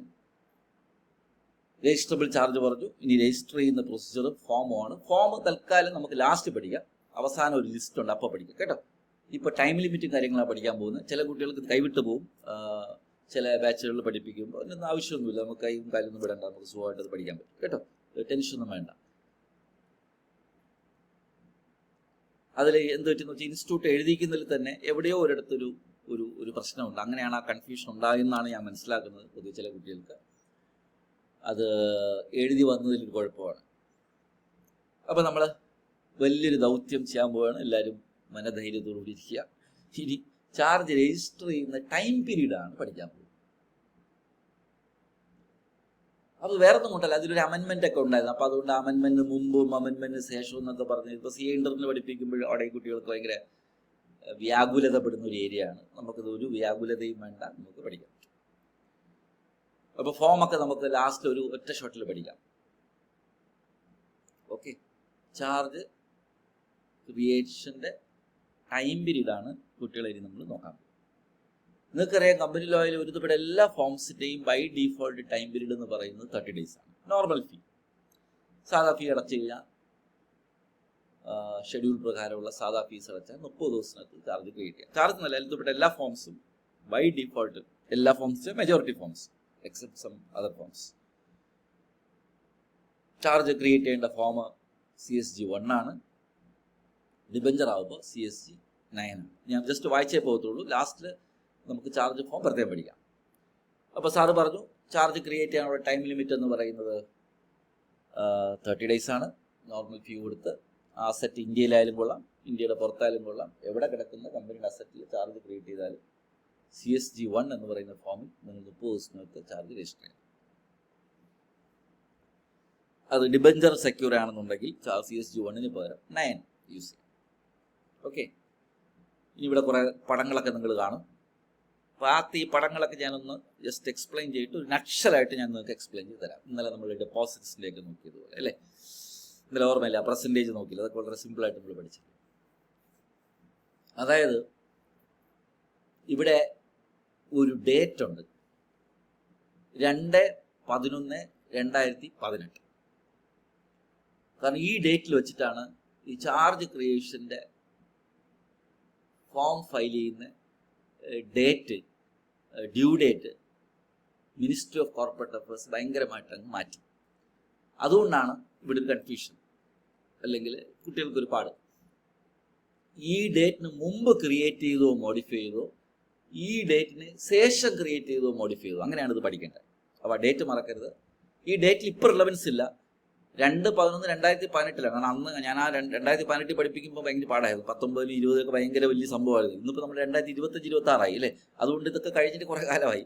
പക്ഷേ എങ്കിലും എന്താണ്, ആ ഡേറ്റിന് റിലവൻസ് ഉണ്ട്. 0/2/11/2018 മുമ്പ് ക്രിയേറ്റ് ചെയ്തിട്ടുള്ള ചാർജ് ആണെന്നുണ്ടെങ്കിൽ 300 ദിവസത്തിനകത്ത് അല്ലെങ്കിൽ 6 മാസത്തിൻ്റെ അകത്ത് എന്ത് ചെയ്യണം? അഡീഷണൽ ഫീയോടുകൂടി ഈ ചാർജ് എല്ലാം രജിസ്റ്റർ ചെയ്തിരിക്കണം. സൗമ്യ ഇപ്പൊ ഈ ഡേറ്റ് ഒക്കെ കഴിഞ്ഞില്ലേ അല്ലേ? ശരിക്കും കഴിഞ്ഞു. അപ്പൊ അതുകൊണ്ടാണ് ഞാൻ പറഞ്ഞത് ഒരു ശരിക്കും പറഞ്ഞാൽ ഇറിലവന്റ് ആണ്. കാരണം 6 മാസം ഫ്രം 0 to 11/2018 എന്ന് വെച്ചാൽ നമ്മളിപ്പോൾ എവിടെ നിൽക്കുന്ന അറിയാമോ? അത് അങ്ങാണ് അല്ലേ? ഇപ്പൊ എന്നെ സംബന്ധിച്ചുള്ളത് വലിയൊരു പാടാണ്. കാരണം നമ്മൾ അന്ന് മുതലേ ഇത് പഠിപ്പിക്കുന്നതുകൊണ്ട് എനിക്ക് അതൊക്കെ ഭയങ്കര സംഭവമായിരുന്നു. ഇപ്പോഴും ഉണ്ട് ഒരു CA ഇന്റർവ്യൂ നമ്മൾ പടമൊക്കെ വരച്ച് പഠിപ്പിക്കുമായിരുന്നു, മനസ്സിലായില്ല. കാരണം അത്രത്തോളം ക്രൂഷ്യലായിരുന്നു 2019, 20, 22 കാലങ്ങളിലൊക്കെ പഠിപ്പിക്കുമ്പോൾ. ഇന്നിപ്പോൾ 25-ലായതുകൊണ്ട് തന്നെ സ്ട്രിക്ട്ലി അതിൻ്റെ അത് വലിയ സംഭവമൊന്നുമില്ല. അപ്പോൾ അറിഞ്ഞിരുന്നാൽ മതി, നമുക്ക് വരാം കേട്ടോ. അപ്പം അങ്ങനെ കൊണ്ട് അപ്പോൾ 30 ദിവസം എന്ന് പറയുന്നതിൽ വലിയ പ്രശസ്തി ഇല്ലാതെ വേറൊരു ഡേറ്റ് എഴുതി അവിടെ ഇരിക്കട്ടെ. അതിന് ശേഷം ക്രിയേറ്റ് ചെയ്തത് അതാണല്ലോ നമുക്ക് ആവശ്യം അല്ലേ? In case of charges created or modified on or after the 2/11/2018 within a period of 60 days of such creation or modification on payment of such additional fee as prescribed or registrar may on an application allow such registration to be made within a further period of 60 days after the payment of such ad valorem fee as prescribed. എന്താണ് നോക്കാം. ഇവിടെ എഴുതിയാണ് institute ഇതിനെ നശിപ്പിച്ചത്. രണ്ടാമത്തെ പോയിന്റിൽ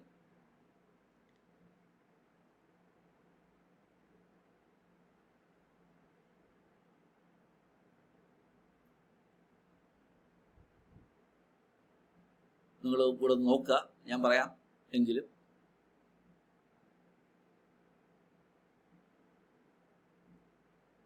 എന്താണ് ലോയിൽ പറഞ്ഞിരിക്കുന്നത്? ആദ്യം ഇവിടെയാണ് ലോയിൽ, ഇതാണ് ലോ, ഇവിടെയാണ് പറഞ്ഞിരിക്കുന്നത്. എന്താണ് പറഞ്ഞിരിക്കുന്നത്?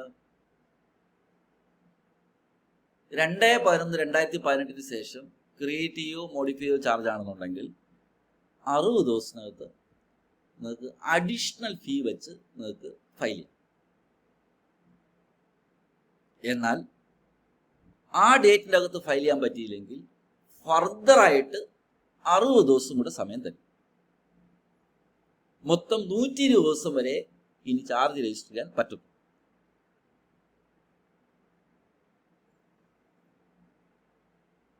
ആദ്യത്തെ 60 ദിവസം എന്ന് പറയുന്നത് അഡീഷണൽ ഫീയും, പിന്നെ ഉള്ള 60 ദിവസം എന്ന് പറയുന്നത് അഡ്വലറം ഫീയും. ഈ അഡ്വലറം ഫീയെ കുറിച്ച് ആദ്യം ക്ലാരിഫൈ ചെയ്യാം. ചാർജ് എമൗണ്ടിന്റെ വാല്യൂവിനെ ബേസ് ചെയ്തിട്ട് ഫീസ് കമ്പ്യൂട്ട് ചെയ്യുന്നതിനെയാണ് നമ്മൾ അഡ്വലറം എന്ന് വെച്ചാൽ അറ്റ് ദ വാല്യൂ എന്നാണ് അർത്ഥം. ഇതൊന്നും പണ്ടില്ലാത്തൊരു കാര്യമാണ്. ഈ വാല്യൂവിനെ ബേസ് ചെയ്തിട്ട് ചാർജ് ചെയ്യിപ്പിക്കുക, ഫീസ് അടിപ്പിക്കുക. അതിൻ്റെ പെർസെൻറ്റേജ് പറഞ്ഞല്ലോ 0.0025% ആണ് അതിൻ്റെ ഒരു കമ്പ്യൂട്ടേഷൻ എന്ന് പറയുന്നത്. അതിവിടെ കാണാം, കണ്ടില്ലേ? 0.025% ആണ് സ്മോൾ കമ്പനിക്കും. വലിയ കമ്പനികൾക്ക് 0.05% ചാർജ്.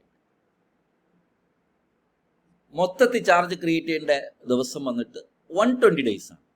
120 days കഴിഞ്ഞാൽ ചാർജ് ക്രിയേറ്റ് ചെയ്യാൻ പറ്റൂല, അത് രജിസ്റ്റർ ചെയ്യാൻ പറ്റൂല. അത് പിന്നെ ഇൻസേർട്ടിലൊക്കെ പോയിട്ട് അങ്ങനെ ചെയ്യേണ്ടി വരും സെക്ഷൻ 77 പ്രകാരം. അപ്പോൾ സെക്ഷൻ 77 പ്രകാരം ഇപ്പോൾ മാക്സിമം എന്താണ് ചാർജ് ക്രിയേറ്റ് ചെയ്യാനുള്ള പീരീഡ് എന്ന് പറയുന്നത് 120 ദിവസം. ആർക്കെങ്കിലും ഈ 120 ദിവസത്തിന്റെ ഫീസ് സ്പ്ലിറ്റപ്പ് ഒന്ന് പറയാൻ പറ്റുമോ? സോമയ്ക്ക് ക്ലിക്കായോ? ആയെങ്കിൽ ഇല്ലെങ്കിൽ നമുക്കൊന്നും ഡിസ്കസ് ചെയ്യാം. ഈ 120 ദിവസത്തിനാണ് ഞാൻ ഫയൽ ചെയ്യാൻ പോകുന്നത്.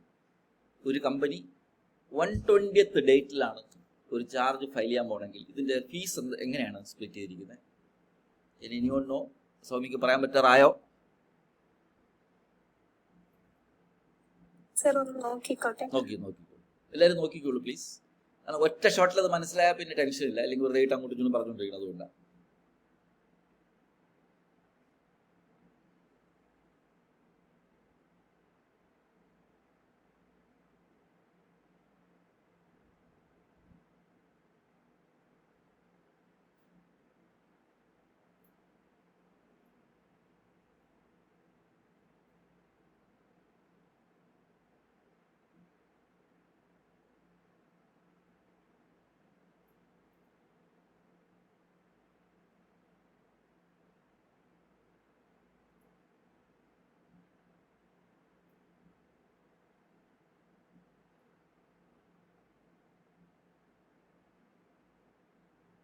ഞാൻ ക്രിയേറ്റ് ചെയ്ത ചാർജ് 120ാമത്തെ ദിവസമേ എനിക്ക് ഫയൽ ചെയ്യാൻ പറ്റത്തുള്ളൂ എങ്കിൽ 120 വരെ അലോബിൾ ആണല്ലോ എങ്കിൽ എങ്ങനെയാണ് ഇതിൻ്റെ ഫീസ് കമ്പ്യൂട്ട് ചെയ്യേണ്ടതെന്നാണ് എൻ്റെ ചോദ്യം.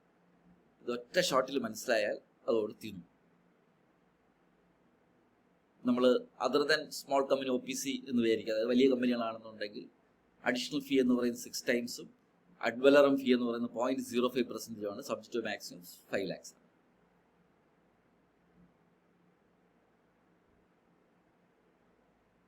മനസ്സിലായ ആർക്ക് വേണമെങ്കിൽ പറയാം, ഞാൻ ഒരാളെ represent ചോദിക്കുന്നുള്ളൂ.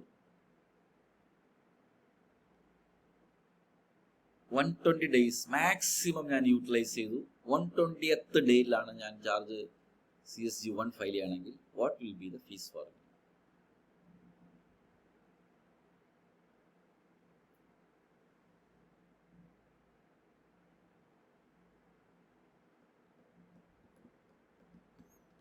What will be the fees for me?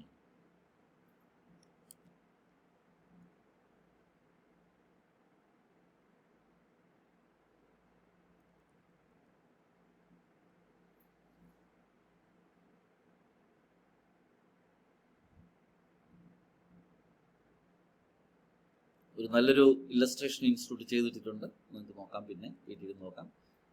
ഇത് തൽക്കാലം ഡിസ്കസ് ചെയ്തിട്ട് പോവാം. എന്തായി സൗമ്യ? സർ ഞാൻ പറയാം ശരിയാണോ? സർ 30 days to 60 days ആണെങ്കിൽ 6 times of normal fee. അതായിക്കോട്ടെ, ആദ്യത്തെ 30 days എവിടെ? ക്രിയേറ്റ് ചെയ്ത് 30 days കഴിഞ്ഞു. അല്ലല്ല, ആദ്യത്തെ 30 ദിവസത്തിനൊരു ഫീ ഇല്ലേ? ആദ്യത്തെ 30 ദിവസത്തിന് ഫീ ഇല്ലല്ലോ, നമുക്ക് ടൈം ലിമിറ്റ് ഉണ്ടല്ലോ രജിസ്ട്രേഷൻ. അത് നോർമൽ ഫീ, അതിനാണ് നമ്മൾ നോർമൽ ഫീ എന്ന് പറയുന്നത്. നോർമൽ ഫീ, ഓക്കെ. അപ്പൊ ആദ്യത്തെ 30 ദിവസത്തിന് നോർമൽ ഫീ, എന്നിട്ട് ശേഷം 30 ദിവസം മുതൽ 60 ദിവസം വരെയാണെങ്കിൽ 6 times of the normal additional fee. Normal ഫീയുടെ 6 times. Very good. അത് കഴിഞ്ഞിട്ട് 60 days മുതൽ 120 days വരെയാണെങ്കിൽ പിന്നെ അതിന്റെ 6 times പ്ലസ് 0.5% കൂടെ. അതിന്റെ 6 times വേണോ? നോർമൽ ഫീ പിന്നെ 6 times of normal fee plus അതായത് എല്ലാം കൂടെ കൂട്ടി ആദ്യത്തെ 30, അതായത് ആദ്യത്തെ 30 ദിവസത്തിന് നോർമൽ ഫീ, അടുത്ത 30 ദിവസത്തിന് അതായത് 60 ആവും. അപ്പോ അടുത്ത 30 ദിവസത്തിന് അഡീഷണൽ ഫീ 6 times, അടുത്ത 60 ദിവസത്തിന് അഡ്വലറം ഫീ, അല്ലേ? അങ്ങനല്ലേ? ഇതെല്ലാം കൂടെ കൂട്ടിയിട്ടായിരിക്കും ഫീസ് വരുന്നത്. കറക്റ്റ് അല്ലേ? യെസ്, കറക്റ്റ് ആണ്. അപ്പൊ ഇതാണ്, ഇങ്ങനെയാണ് പഠിക്കേണ്ടത്. മനസ്സിലായി? അപ്പൊ ഒന്നുകൂടെ പറയാം, അതായത് ചാർജ് ക്രിയേറ്റ് ചെയ്ത് 30 ദിവസത്തിനകത്ത് ഫയൽ ചെയ്താൽ നോർമൽ ഫീ ഉള്ളൂ. എന്നാൽ ലോയിൽ പറഞ്ഞിരിക്കുന്നത് 60 ദിവസം വരെ സമയം തരാം, പക്ഷെ അഡീഷണൽ ഫീ കൊടുക്കണം. പക്ഷെ 60 ദിവസം വരെ സമയം തരാം എന്ന് പറയുമ്പോൾ ആദ്യത്തെ 30 ദിവസം നോർമൽ ഫീലാണ്. അടുത്ത 30 ഡേയ്സിന്, അതാണ് ഇവിടെ എഴുതിയിരിക്കുന്നത്, അടുത്ത 30 ഡേയ്സിനെ സംബന്ധിച്ചോളം എന്ത് വരും 6 times. വലിയ കമ്പനി ആണെങ്കിൽ 6 times ഓഫ് ദ നോർമൽ ഫീ വരും. അടുത്ത ചോദ്യം, ആ 60ലും പറ്റിയില്ലെങ്കിൽ അഡീഷണൽ ആയിട്ട് 60 days സമയം തരും, പക്ഷെ ആ 60 daysന് അഡ്വലറം ഫീസ് കൊടുക്കണം, അല്ലേ? അതാണ് ഇവിടെ ഇൻസ്റ്റിറ്റ്യൂട്ട് എഴുതിക്കാൻ കാര്യം. ഇൻസ്റ്റിറ്റ്യൂട്ട് എഴുതിക്കുന്ന ഒരു ആംഗിൾ മനസ്സിലായില്ലേ? 30 days ആദ്യം, പിന്നെ അടുത്ത 30 days എന്ന് പറയുന്നത് അങ്ങനെയാണ് എഴുതിയിരിക്കുന്നത്. പക്ഷെ അതിന്റെ ആവശ്യമില്ല, നമുക്ക് ഇങ്ങനെ അങ്ങ് പഠിച്ചു കഴിഞ്ഞാൽ കുറച്ച് എളുപ്പമാണ്. അപ്പോൾ ചുരുക്കി പറഞ്ഞാൽ 120th ഡേയിലാണ്, അതായത് മാക്സിമം ടൈം ലിമിറ്റ് യൂസ് ചെയ്യുന്ന ഒരു കമ്പനിയെ സംബന്ധിച്ചോളം ആദ്യത്തെ 30 daysന് നോർമൽ ഫീ, അടുത്ത 30 daysന് അഡീഷണൽ ഫീ 6 times, അടുത്ത 60 daysന് അഡ്വലർ ഫീ 0.05% ഫീ ഓർ ₹5 lakhs എന്ന രീതിയിലുള്ള ഫീസ് മാക്സിമം കൊടുക്കേണ്ടി വരും. ഇത് ക്ലിയർ ആയോ? സോ ഇപ്പൊ ക്ലിയർ അല്ലേ? ക്ലിയർ ആണ് സർ. ആദ്യത്തെ ക്ലിയർ ആയോ? Yes. So this is very important. ഒരുപാട് കുട്ടികൾക്ക് ഇത് ഭയങ്കര കൺഫ്യൂഷൻ ആണ്. അത് ഒരു പരിധി ഒരു ഇൻസ്റ്റിറ്റ്യൂട്ടിന്റെ ഒരു ഇവിടെ സൗമ്യക്ക് മനസ്സിലായി. ആൻഡ് അപ് ടു 90 days എന്നൊരു സംഭവം എഴുതി വെച്ചിട്ടുണ്ട്, കണ്ടോ? അതാണ് അവിടെ കൺഫ്യൂഷൻ വരാൻ കാര്യം. അത് ഇൻസ്റ്റിറ്റ്യൂട്ട് ഉദ്ദേശിക്കുന്നത് 30 പോയിട്ട് അടുത്ത 30 + 60 ആണ്.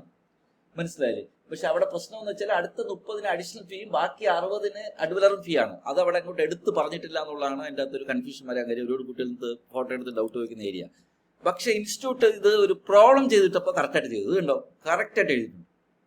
ഒരു പ്രോബ്ലം ചെയ്തിട്ടിരിക്കുന്നത് കണ്ടോ, നീറ്റായിട്ട് ഇൻസ്റ്റിറ്റ്യൂട്ട് ഇട്ടിട്ടുണ്ട്. up to 30 days normal fee. More than 30 days up to 60 fee, additional fee. And more than 60 days up to 22 days additional fee. ആദ്യത്തത് അഡ്വലറും ഫീ ഇതെല്ലാം കൂടെ കൂട്ടി ടോട്ടൽ എമൗണ്ട് വരും. So here institute has clearly given you an example.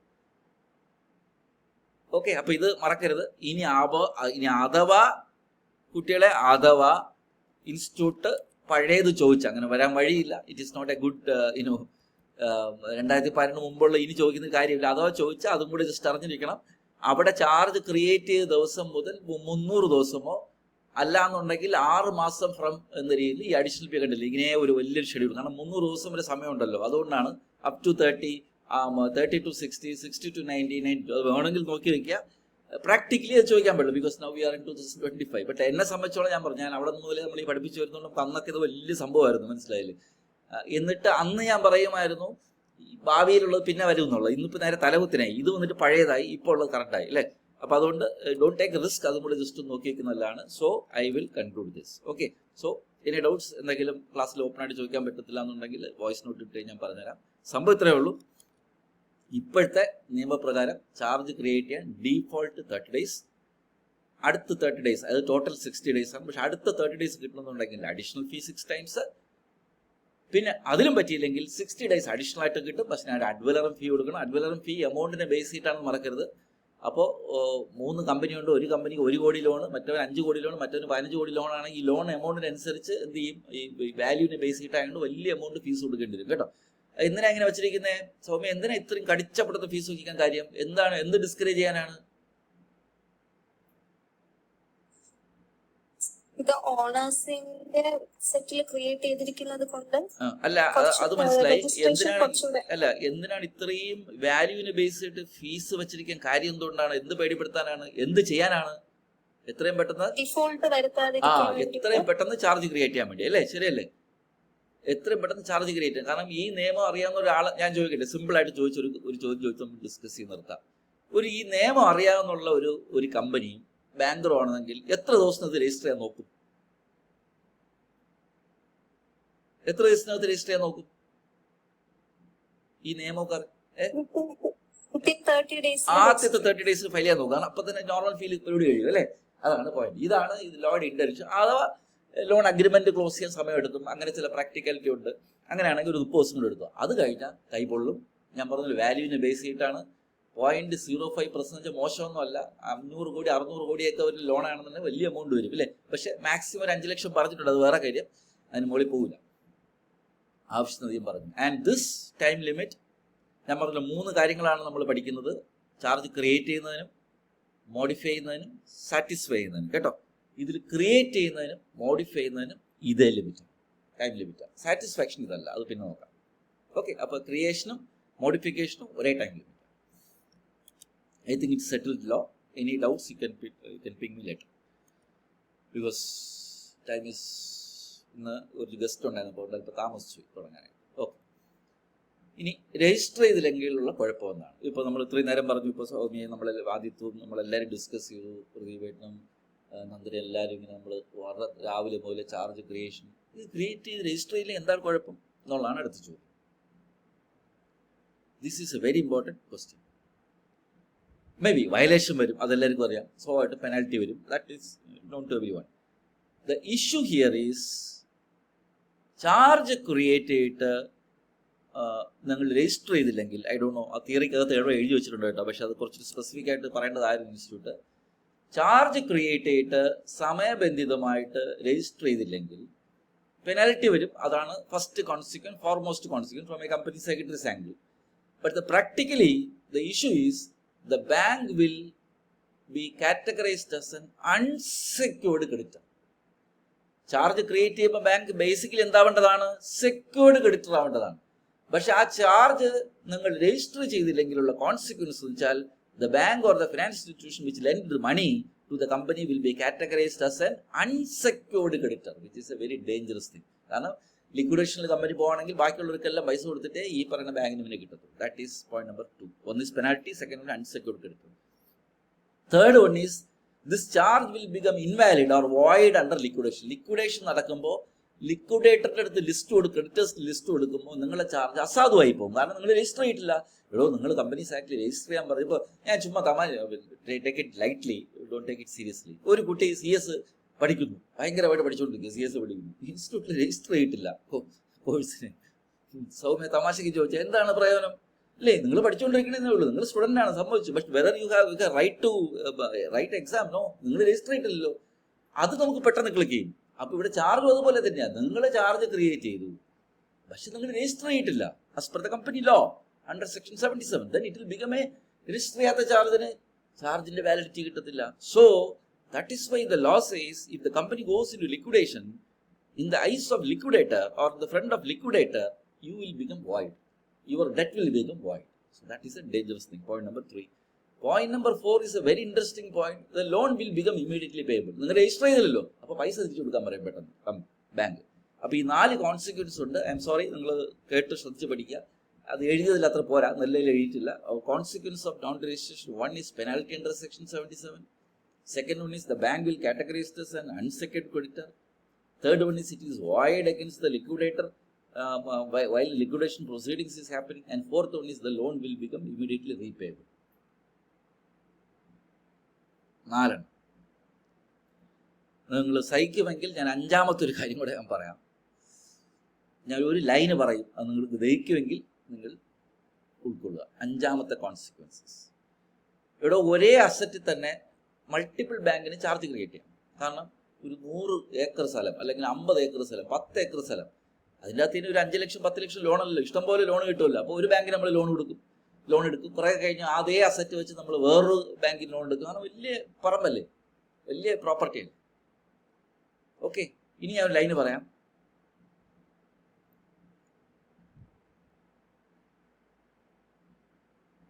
And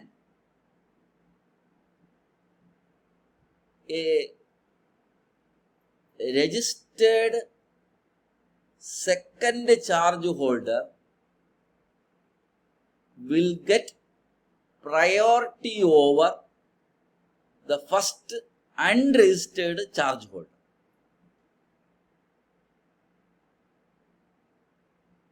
കിട്ടിയോ? സ്വാമി കിട്ടിയോ? Yes, this is very important. ഞാൻ ഒന്നുകൂടി പറയാം, ഇരിക്കുന്നത് പാടെ ഓർത്തെടുത്ത് പറയാനായിട്ട്.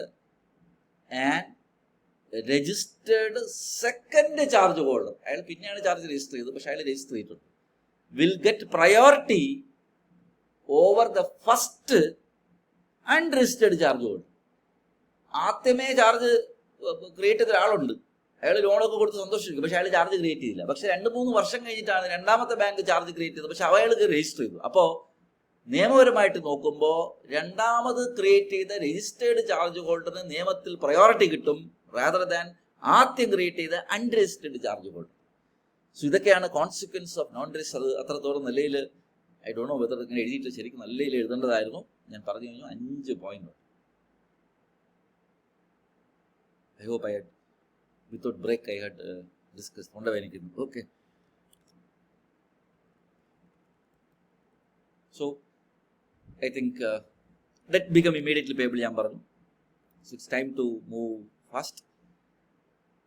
Very important. I have discussed the case. This video read it.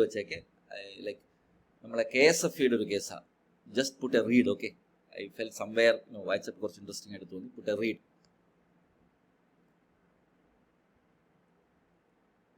Form നമുക്ക് ലാസ്റ്റ് നോക്കാം. നിങ്ങൾക്ക് എല്ലാത്തിനും സർട്ടിഫിക്കറ്റ് കിട്ടും. രജിസ്റ്റർ ചെയ്യുമ്പോഴും ഒരു ചാർജ് രജിസ്റ്റർ ചെയ്യുമ്പോഴും ഒരു സർട്ടിഫിക്കറ്റ് കിട്ടും CST2. അതിൽ മോഡിഫൈ ചെയ്യുമ്പോഴും സർട്ടിഫിക്കറ്റ് കിട്ടും CST3 കിട്ടും. സോ ലാസ്റ്റ് നമുക്കൊരു ലിസ്റ്റ് ഉണ്ട്, അവിടെ നോക്കാം കേട്ടോ.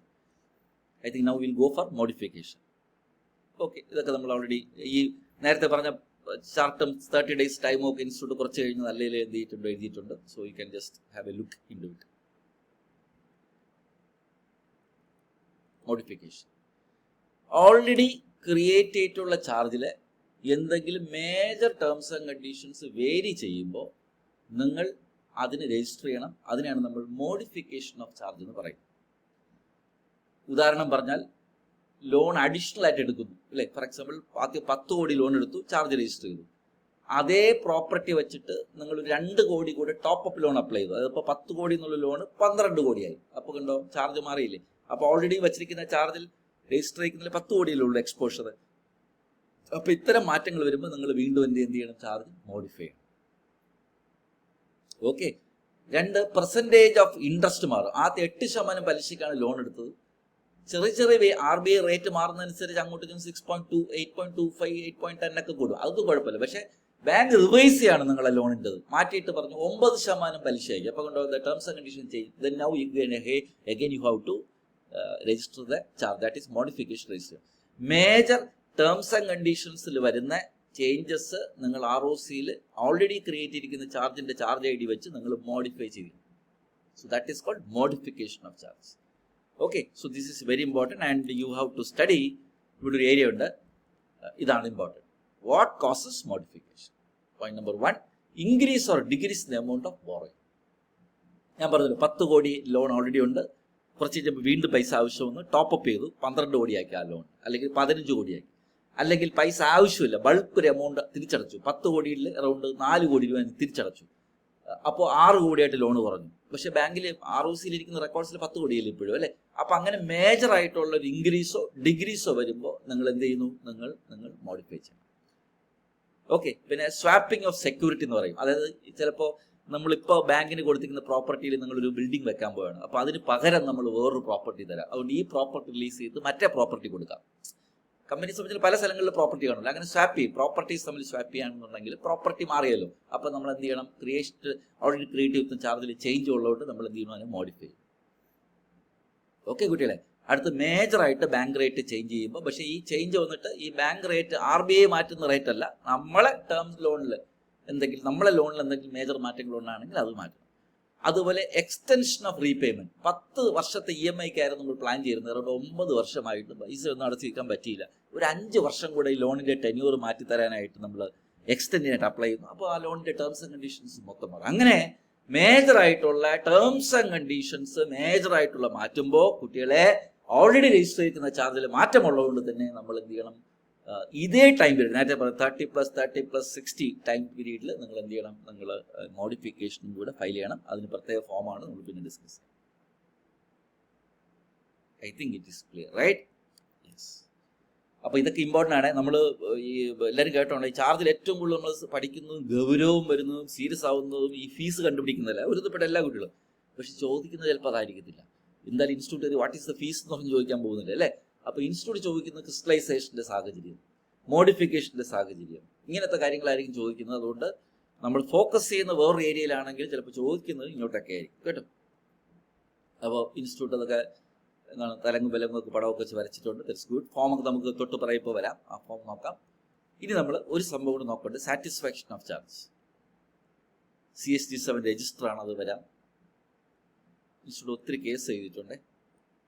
സാറ്റിസ്ഫാക്ഷൻ എന്താണ്? സാറ്റിസ്ഫാക്ഷൻ ലോണ് മൊത്തം തിരിച്ചടയ്ക്കുമ്പോൾ നമ്മൾ എന്ത് ചെയ്യണം? നമ്മൾ ആ ചാർജ് റിലീസ് ചെയ്യണം. അതിനെയാണ് നമ്മൾ എന്നത് പറയുന്നത് സാറ്റിസ്ഫാക്ഷൻ. ഈ പാർട്ട് പേയ്മെൻ്റ് അല്ല, മുഴുവൻ എമൗണ്ട്. ഫോർ എക്സാമ്പിൾ നമ്മൾ 1 കോടി രൂപ ലോൺ എടുത്തു, 1 കോടി രൂപയും പലിശ സഹിതം മൊത്തം തിരിച്ചടച്ചു കഴിയുമ്പോൾ ആ അസറ്റിൽ നിന്ന് ചാർജിൽ നിന്ന് മാറ്റുന്നതിനെയാണ്, വിഡ്രോ ചെയ്യുന്നതിനെയാണ് നമ്മൾ എന്ന് പറയുന്നത് satisfaction of charge, full repayment. അപ്പോൾ ബാങ്ക് നിങ്ങൾക്ക് ഈ അസറ്റ് ചാർജിൽ നിന്ന് റിലീസ് ചെയ്തു എന്ന് പറഞ്ഞൊരു സർട്ടിഫിക്കറ്റ് തരും. അത് വെച്ചിട്ട് അറ്റാച്ച്മെന്റ് വെച്ചിട്ട് CSG4 എന്ന് പറയുന്ന ഫോം വെച്ചിട്ട് നിങ്ങൾ എന്ത് ചെയ്യുന്നു? നമ്മൾ ചാർജ് റിലീസ് ചെയ്യുന്നു. അതിനെയാണ് കുട്ടികളെ നമ്മൾ എന്തെന്ന് പറയുന്നത്? Satisfaction of charge. പക്ഷേ ഇവിടെ ടൈം പീരീഡ് മറ്റതുപോലെ അല്ല, അത് മറക്കരുത്. ഇവിടെ ബൈ ഡീഫോൾട്ട് 30 ഡേയ്സും പിന്നെ 300 ഡേയ്സും അഡീഷണൽ ഫീ, കേട്ടോ. ഇവിടെ അഡ്വലറൊന്നുമില്ല, അതുകൊണ്ട് അതുപോലെ കോപ്പി അടിച്ച് പഠിക്കരുത്. നേരത്തെ പഠിപ്പിച്ചപ്പോഴേ ഞാൻ പറഞ്ഞു, ക്രിയേഷനും മോഡിഫിക്കേഷനും മാത്രമേ ഉള്ളൂ 30+30 60 ഫോർമാറ്റ്. ഇവിടെ അങ്ങനെയല്ല, 30+300 ഫോർമാറ്റ് ആണ്. Okay. 30 days by default normal ഫീയും പ്ലസ് 300 ഡേയ്സ് ഒരു സമയം തരും, അഡീഷണൽ ഫീ മാത്രമേ ഉള്ളൂ. ഇവിടെ അഡ്വലറും ഫീ ഇംപ്ലിമെന്റ് ചെയ്തിട്ടില്ല. അതുകൊണ്ട് മാറിപ്പടിക്കരുത്. 330 ഡേയ്സ് അല്ല, 330 ഡേയ്സ് അല്ല കേട്ടോ, 300 ഡേയ്സ് ആണ്. 30+270 ആണ് കേട്ടോ സൗമ്യ. ആ 300 പറഞ്ഞിരിക്കുന്നതും from the date of satisfaction ആണ്. ഓക്കെ. സോ 30 ഡേയ്സ് വരെ ആണെന്നുണ്ടെന്നുണ്ടെങ്കിൽ നോർമൽ ഫീ, അവിടെ കഴിഞ്ഞ അഡീഷണൽ ഫീ ഓരോ ദിവസം കൂടുന്നതനുസരിച്ച് ഫീസ് കൂടും. അങ്ങനെ 270 ദിവസം കിട്ടും. അങ്ങനെ ടോട്ടലി പറഞ്ഞ 300 ഡേയ്സ്. അങ്ങനെയാണ് 30+270 ഫോർമാറ്റ്. കാരണം രണ്ട് ഡേറ്റും പറഞ്ഞിരിക്കുന്നു from the date of satisfaction. Clear? 30 + 270 അങ്ങനെയാണ് പഠിച്ചത്. അപ്പോൾ ടോട്ടൽ 3 ആണ്. അപ്പോൾ സാറ്റിസ്ഫാക്ഷന് ടൈം ലിമിറ്റ് മാറിപ്പോരുത്. മറ്റതിൻ്റെ കൂടെ എഴുതി വെക്കരുത്. CSG4 ആണ് ഇവിടെ ഫയൽ ചെയ്യേണ്ടത്. ഇതിനും ഒരു സർട്ടിഫിക്കറ്റ് കിട്ടും. I hope it is clear. Any doubts you can stop me. അല്ലെങ്കിൽ പഠിച്ചിട്ട് ഇവിടെ കണ്ടോ fees 30 days normal fee, 30 days + 270 ആണെന്നുണ്ടെങ്കിൽ 30 days normal fee, 270 additional fee. 300 കഴിഞ്ഞാൽ പിന്നെ റീജിയണൽ ഡയറക്ടറിന് നമ്മൾ പെറ്റീഷൻ ഫയൽ ചെയ്യണം. അപ്പോൾ അവിടെ ഒരു ഫീസ് ചാർജ് ചെയ്യും, കണ്ടോണേഷൻ ഫീ. അത് കിട്ടുകയാണെന്നുണ്ടെങ്കിൽ അപ്പോൾ നോർമൽ ഫീ വരും, അഡീഷണൽ ഫീ വരും, കണ്ടോണേഷൻ ഫീ വരും. That is you have to go to the regional director by way of petition under section under the Companies Act, and of course they will charge another fee. അത് അറിഞ്ഞൂടാ എത്ര fees കേട്ടോ, എത്ര ദിവസമെന്ന് അറിഞ്ഞൂടാ. ചിലപ്പോൾ നിങ്ങൾ പൊതുവെ സാറ്റിസ്ഫാക്ഷൻ നമ്മൾ പെട്ടെന്ന് ഫയൽ ചെയ്യാറുണ്ട്. ചില കമ്പനികൾ വിട്ടുപോകും. കാരണം ബാങ്കിൻ്റെ release certificate, asset releasing certificate കിട്ടിയാൽ സാധനം 30 daysനകത്ത് തന്നെ നമ്മൾ ക്രിയേറ്റ് ചെയ്യുന്ന പോലെ ക്രിയേറ്റ് ചെയ്യുമ്പോൾ ഒരു മടി കാണും. ഇല്ലേ, ശരിയല്ലേ? പ്രാക്ടിക്കലി ക്രിയേറ്റ് ചെയ്യുമ്പോൾ ഒരു മടി കാണും നമുക്ക്. കാരണം നമ്മൾ അസറ്റ് പോകുന്നല്ലോ എന്നൊരു തോന്നൽ. റിലീസ് ചെയ്യുന്ന സന്തോഷമുള്ള കാര്യമില്ല. നമ്മൾ ലോൺ തിരിച്ചടയ്ക്കാൻ പോകുന്ന ഒരു മാനസികാവസ്ഥ ഉണ്ടല്ലോ, സന്തോഷം. ലോൺ ഡോക്യുമെൻ്റ് ഒക്കെ തിരിച്ചു കിട്ടും. അതുകൊണ്ട് തന്നെ പൊതുവെ ആൾക്കാർ പെട്ടെന്ന് എന്ത് ചെയ്യാറുണ്ട്, സാറ്റിസ്ഫൈ ചെയ്ത് എടുക്കാറുണ്ട്. സാറ്റിസ്ഫൈ ചെയ്യുമ്പോഴും സർട്ടിഫിക്കറ്റ് കിട്ടും. ഓരോ പ്രാവശ്യവും ക്രിയേറ്റ് ചെയ്യുമ്പോഴും സർട്ടിഫിക്കറ്റ് കിട്ടും, മോഡിഫൈ ചെയ്യുമ്പോഴും സർട്ടിഫിക്കറ്റ് കിട്ടും, സാറ്റിസ്ഫൈ ചെയ്യുമ്പോഴും സർട്ടിഫിക്കറ്റ് കിട്ടും കേട്ടോ. I think it's almost done. Procedure aspect നമ്മൾ നോക്കുന്നില്ല, ഫോംസ് പറയാൻ നോക്കാം. ഇൻസ്റ്റിറ്റ്യൂട്ട് കമ്പാരിറ്റീവ് കുറച്ച് ഡീറ്റെയിൽ ആയിട്ട് ഇട്ടിട്ടുണ്ട്. എല്ലാത്തിലും ഉള്ള പോലെ രജിസ്റ്റർ നമ്മളിപ്പോൾ കഴിഞ്ഞ 3 സെഷൻ കൊണ്ട് നോക്കിക്കൊണ്ടിരിക്കുക. ആദ്യത്തെ രജിസ്റ്റർ ഓഫ് മെമ്പേഴ്സ് പഠിച്ചു. അടുത്ത് ഇന്നലെ നമ്മൾ രജിസ്റ്റർ ഓഫ് ഡിപ്പോസിറ്റ്സ് പഠിച്ചു. അതുപോലെ ഇവിടെ രജിസ്റ്റർ ഓഫ് ചാർജ്. പ്രത്യേക ഫോർമാറ്റ് ഉണ്ട്. CSG7 എന്നാണ് ഫോർമാറ്റ്. സോ ആയിട്ട് എന്തൊക്കെ കാണും നമുക്ക് അറിയാവുന്ന കാര്യങ്ങളേ ഉള്ളൂ. ഇതിനകത്ത് കാണുന്ന കാര്യം ഇതൊരു ഫോർമാറ്റ് ഉണ്ട്. സോ ആയിട്ടും എത്ര എമൗണ്ട് ലോണ്, എത്ര പലിശ, ഏത് ബാങ്ക്, എന്ന് ക്രിയേറ്റ് ചെയ്തു, എന്ന് ക്ലോസ് ചെയ്തു, എന്താണ് സെക്യൂരിറ്റി വെച്ചിരിക്കുന്നത്, അല്ലേ? ഇത്രയല്ലേ കാണത്തുള്ളൂ. സോ ആയിട്ട് കോമൺ സെൻസ് എന്തൊക്കെ കാണും എന്നിട്ട് നോക്കണോ? എന്തൊക്കെ കാണും? സോ ആയിട്ടും എത്ര എമൗണ്ട്, എത്ര പലിശ, ഏത് പ്രോപ്പർട്ടിയാണ് ചാർജിന് വെച്ചിരിക്കുന്നത്, അതിൻ്റെ ഡീറ്റെയിൽസ്, പിന്നെ അതുപോലെ എന്ന് ക്രിയേറ്റ് ചെയ്തു, എന്ന് മോഡിഫൈ ചെയ്തു, എന്ന് സാറ്റിസ്ഫൈ ചെയ്തു. പിന്നെ ഇത് ആരെങ്കിലും അറ്റസ്റ്റ് ചെയ്യണം. അത് കമ്പനി സെക്രട്ടറിയോ അല്ലെങ്കിൽ കമ്പനി സെക്രട്ടറി ഇല്ലാത്ത കമ്പനിയാണെങ്കിൽ ഏതെങ്കിലും ഡയറക്ടർ കോളത്തിൽ ഇനിഷ്യൽ ചെയ്യണം, അല്ലേ? ഇത് കറക്റ്റ് ഓരോ എൻട്രിയും ഇനിഷ്യൽ ചെയ്യണം. So this is A very important instrument, and list of charges shall be preserved for 8 years. Satisfaction ആണെന്നുണ്ടെങ്കിൽ എനിക്ക് തോന്നുന്നു creation ഇത് പെർമനന്റ് ആണ്. The list of charges shall be preserved permanently, and the instrument creating a charge or modification thereon shall be preserved for 8 years from the date of satisfaction. List of charges permanent ആണ്. പക്ഷെ അതിൻ്റെ agreement കോപ്പിയും കാര്യങ്ങളൊക്കെ 8 വർഷം വരെ maintain ചെയ്താൽ മതി. So ഞാൻ പറഞ്ഞു, നമ്മൾ മുകളിലൊക്കെ നോക്കി തളർന്നെത്തുമ്പോൾ ഇൻസ്റ്റിറ്റ്യൂട്ട് ചിലപ്പോൾ രജിസ്റ്റർ ആയിരിക്കും ചോദിക്കുന്നത്. So make sure that you study every important areas and don't leave anything. Now I think we will close this. We'll go to the forms. So this is the list of forms. നമുക്ക് പഠിച്ചു പറയാം. അത് ഞാനൊന്ന് explain ചെയ്തോട്ടെ. CSG1, that is the basic form, creating or modifying charge, that is 30 plus 60 format, except for debenture. ഇനി അവിടെ നിന്ന് നേരെ ഡിബഞ്ചർ പഠിക്കണം. താഴെയാണ് ഡിബഞ്ചർ കിടക്കുന്നത്. ഓക്കെ, പഠിക്കുന്ന രീതി മനസ്സിലായില്ല. നേരെ ഡിബഞ്ചർ പഠിക്കുക. CSG9, creation modification for debenture security. അതായത് ഡിബഞ്ചർ ഇഷ്യൂ ചെയ്യുമ്പോൾ നിങ്ങൾ ചാർജ് കൊടുക്കണം. അങ്ങനെയാണെന്നുണ്ടെങ്കിൽ ആ സെക്യൂരിറ്റിക്ക് ചാർജ് ക്രിയേറ്റ് ചെയ്യും. അതിന് യൂസ് ചെയ്യേണ്ട ഫോം CSG9. അപ്പോൾ ഇങ്ങനെ വേണം പഠിക്കാൻ, അല്ല ചുമ്മാ നമ്പർ പഠിക്കരുത്. അപ്പോൾ CSG1 പഠിച്ചാൽ നേരെ CSG9 വേണം. CSG1 അതർ ദാൻ ഡിബഞ്ചറും, CSG9 ഡിബഞ്ചറിന് പ്രത്യേക ഫോം. ക്രിയേറ്റ് ചെയ്ത സർട്ടിഫിക്കറ്റ് കിട്ടണം. അപ്പോൾ CSG2 സർട്ടിഫിക്കറ്റ് ഓഫ് രജിസ്ട്രേഷൻ. അല്ലെങ്കിൽ നിങ്ങൾ മോഡിഫൈ ചെയ്ത സർട്ടിഫിക്കറ്റ് കിട്ടണം. CSG3 modification. ഓക്കെ, ക്രിയേഷനോ മോഡിഫിക്കേഷനോ ചെയ്യാൻ പറ്റൂ. അപ്പോൾ ക്രിയേറ്റ് ചെയ്യണമെന്നുണ്ടെന്നുണ്ടെങ്കിൽ CSG2 സർട്ടിഫിക്കറ്റ് ഓഫ് രജിസ്ട്രേഷൻ കിട്ടും. മോഡിഫൈ ആണെന്നുണ്ടെങ്കിൽ CSG3 സർട്ടിഫിക്കറ്റ് ഓഫ് മോഡിഫിക്കേഷൻ കിട്ടും. അടുത്ത പരിപാടി സാറ്റിസ്ഫൈ ചെയ്യാന്നുള്ള സാറ്റിസ്ഫാക്ഷൻ അറിയിക്കേണ്ട ഫോം CSG4. അപ്പോൾ അതിന് സർട്ടിഫിക്കറ്റ് കിട്ടണം CSG5.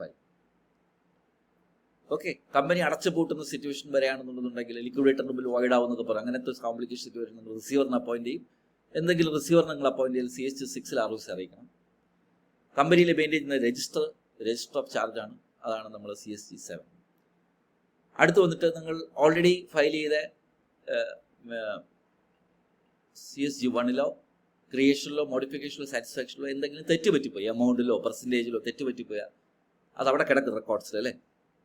അതായത് ഏത് കമ്പനിയുടെയും ഇൻഡെക്സ് ഓഫ് ചാർജ് പൊതുജനങ്ങൾക്ക് MCAയുടെ സൈറ്റിൽ നിന്ന് നോക്കാം, ബാങ്കുകൾക്ക് എസ്പെഷ്യലി. അപ്പം അങ്ങനെ നോക്കുമ്പോൾ അതിൻ്റെ അകത്ത് ഈ എമൗണ്ടും ബാങ്കിൻ്റെ ഡീറ്റെയിൽസ് കാണുമ്പോൾ എന്തെങ്കിലും തെറ്റ് വന്നു പോയാൽ പ്രശ്നമാണ്. അതുകൊണ്ട് തന്നെ ഓൾറെഡി ക്രിയേറ്റ് ചെയ്തിട്ടുള്ളതും ഓൾറെഡി മോഡിഫൈ ചെയ്തിട്ടുള്ളതും ഓൾറെഡി സാറ്റിസ്ഫൈഡ് ഉള്ള ഏതെങ്കിലും ഫോംസിൽ റെക്ടിഫിക്കേഷൻ വേണ്ടി വന്നാൽ, ഏതെങ്കിലും തെറ്റുകൾ പറ്റിയിട്ടുണ്ടെങ്കിൽ, മിസ്റ്റേറ്റ്മെൻറ്റോ അറിയാതൊക്കെ പറ്റിയിട്ടുണ്ടെങ്കിൽ അതിനെ കറക്റ്റ് ചെയ്യണം. അതിൻ്റെ ഫോമാണ്, അതിന് നിങ്ങൾ സെൻട്രൽ ഗവൺമെൻറ്റിന് ആപ്ലിക്കേഷൻ കൊടുക്കണം. ആ ഫോമാണ് CSG8. അപ്പോൾ മൊത്തം 9 ഫോമുണ്ട്. പഠിക്കുന്ന രീതി മനസ്സിലായില്ല. പഠിക്കുമ്പോഴും പരീക്ഷയ്ക്കും നമ്മൾ മനസ്സിലാക്കിയിരിക്കേണ്ട രീതി ഇതാണ്. ഫോമായിട്ട് പ്രത്യേക ഇൻസ്റ്റിറ്റ്യൂട്ട് ചോദിക്കില്ല, ആൻസറിൻ്റെ കൂടെ തന്നെ നിങ്ങൾ എന്ത് ചെയ്യണം, ഫോം എഴുതാൻ പഠിക്കണം.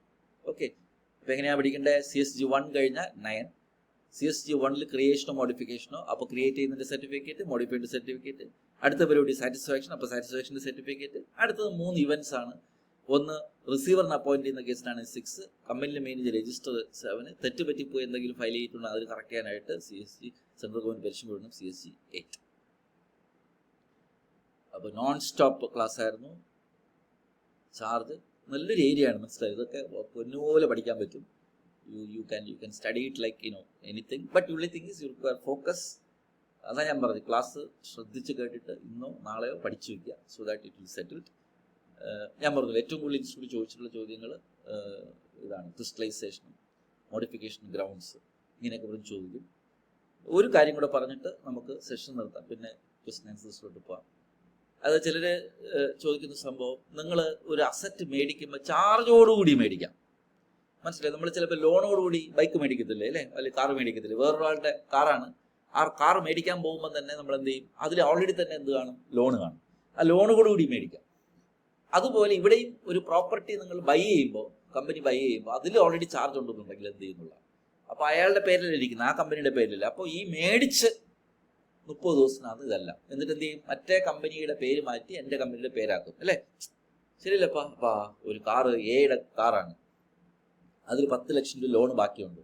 എനിക്ക് ആ കാർ ഇഷ്ടപ്പെടും, പുള്ളി വിൽക്കായിട്ടിരിക്കുക. ഞാൻ പോയി ആ കാറ് ബി മേടിക്കുകയാണ്, അല്ലേ? മേടിക്കുമ്പോൾ എയുടെ ആ കാറ് മേടിക്കുമ്പോൾ ആ കാറിൻ്റെ ലോണോടുകൂടി നമ്മൾ മേടിക്കണ്ടേ, അല്ലേ? അപ്പോൾ എന്ത് ചെയ്യണം, അതിൽ രജിസ്റ്ററിൽ അയാളുടെ പേരിലിരിക്കുന്നത്, എയുടെ പേരിലെ ലോണിലിരിക്കുന്നത്, അത് എൻ്റെ പേരിലോട്ട് മാറ്റണ്ടേ. അപ്പോൾ മാറ്റാനായിട്ട് 30 ഡേയ്സ് ഇവിടെ നമുക്ക് നിങ്ങൾ ചാർജ് ക്രിയേറ്റ് ചെയ്ത ഡേറ്റ് ആയിട്ട് മേടിക്കുന്ന ദിവസം കണ്ടാൽ മതി. അവിടെ നിന്ന് 30+30+60 ഫോർമാറ്റിൽ പോകണം.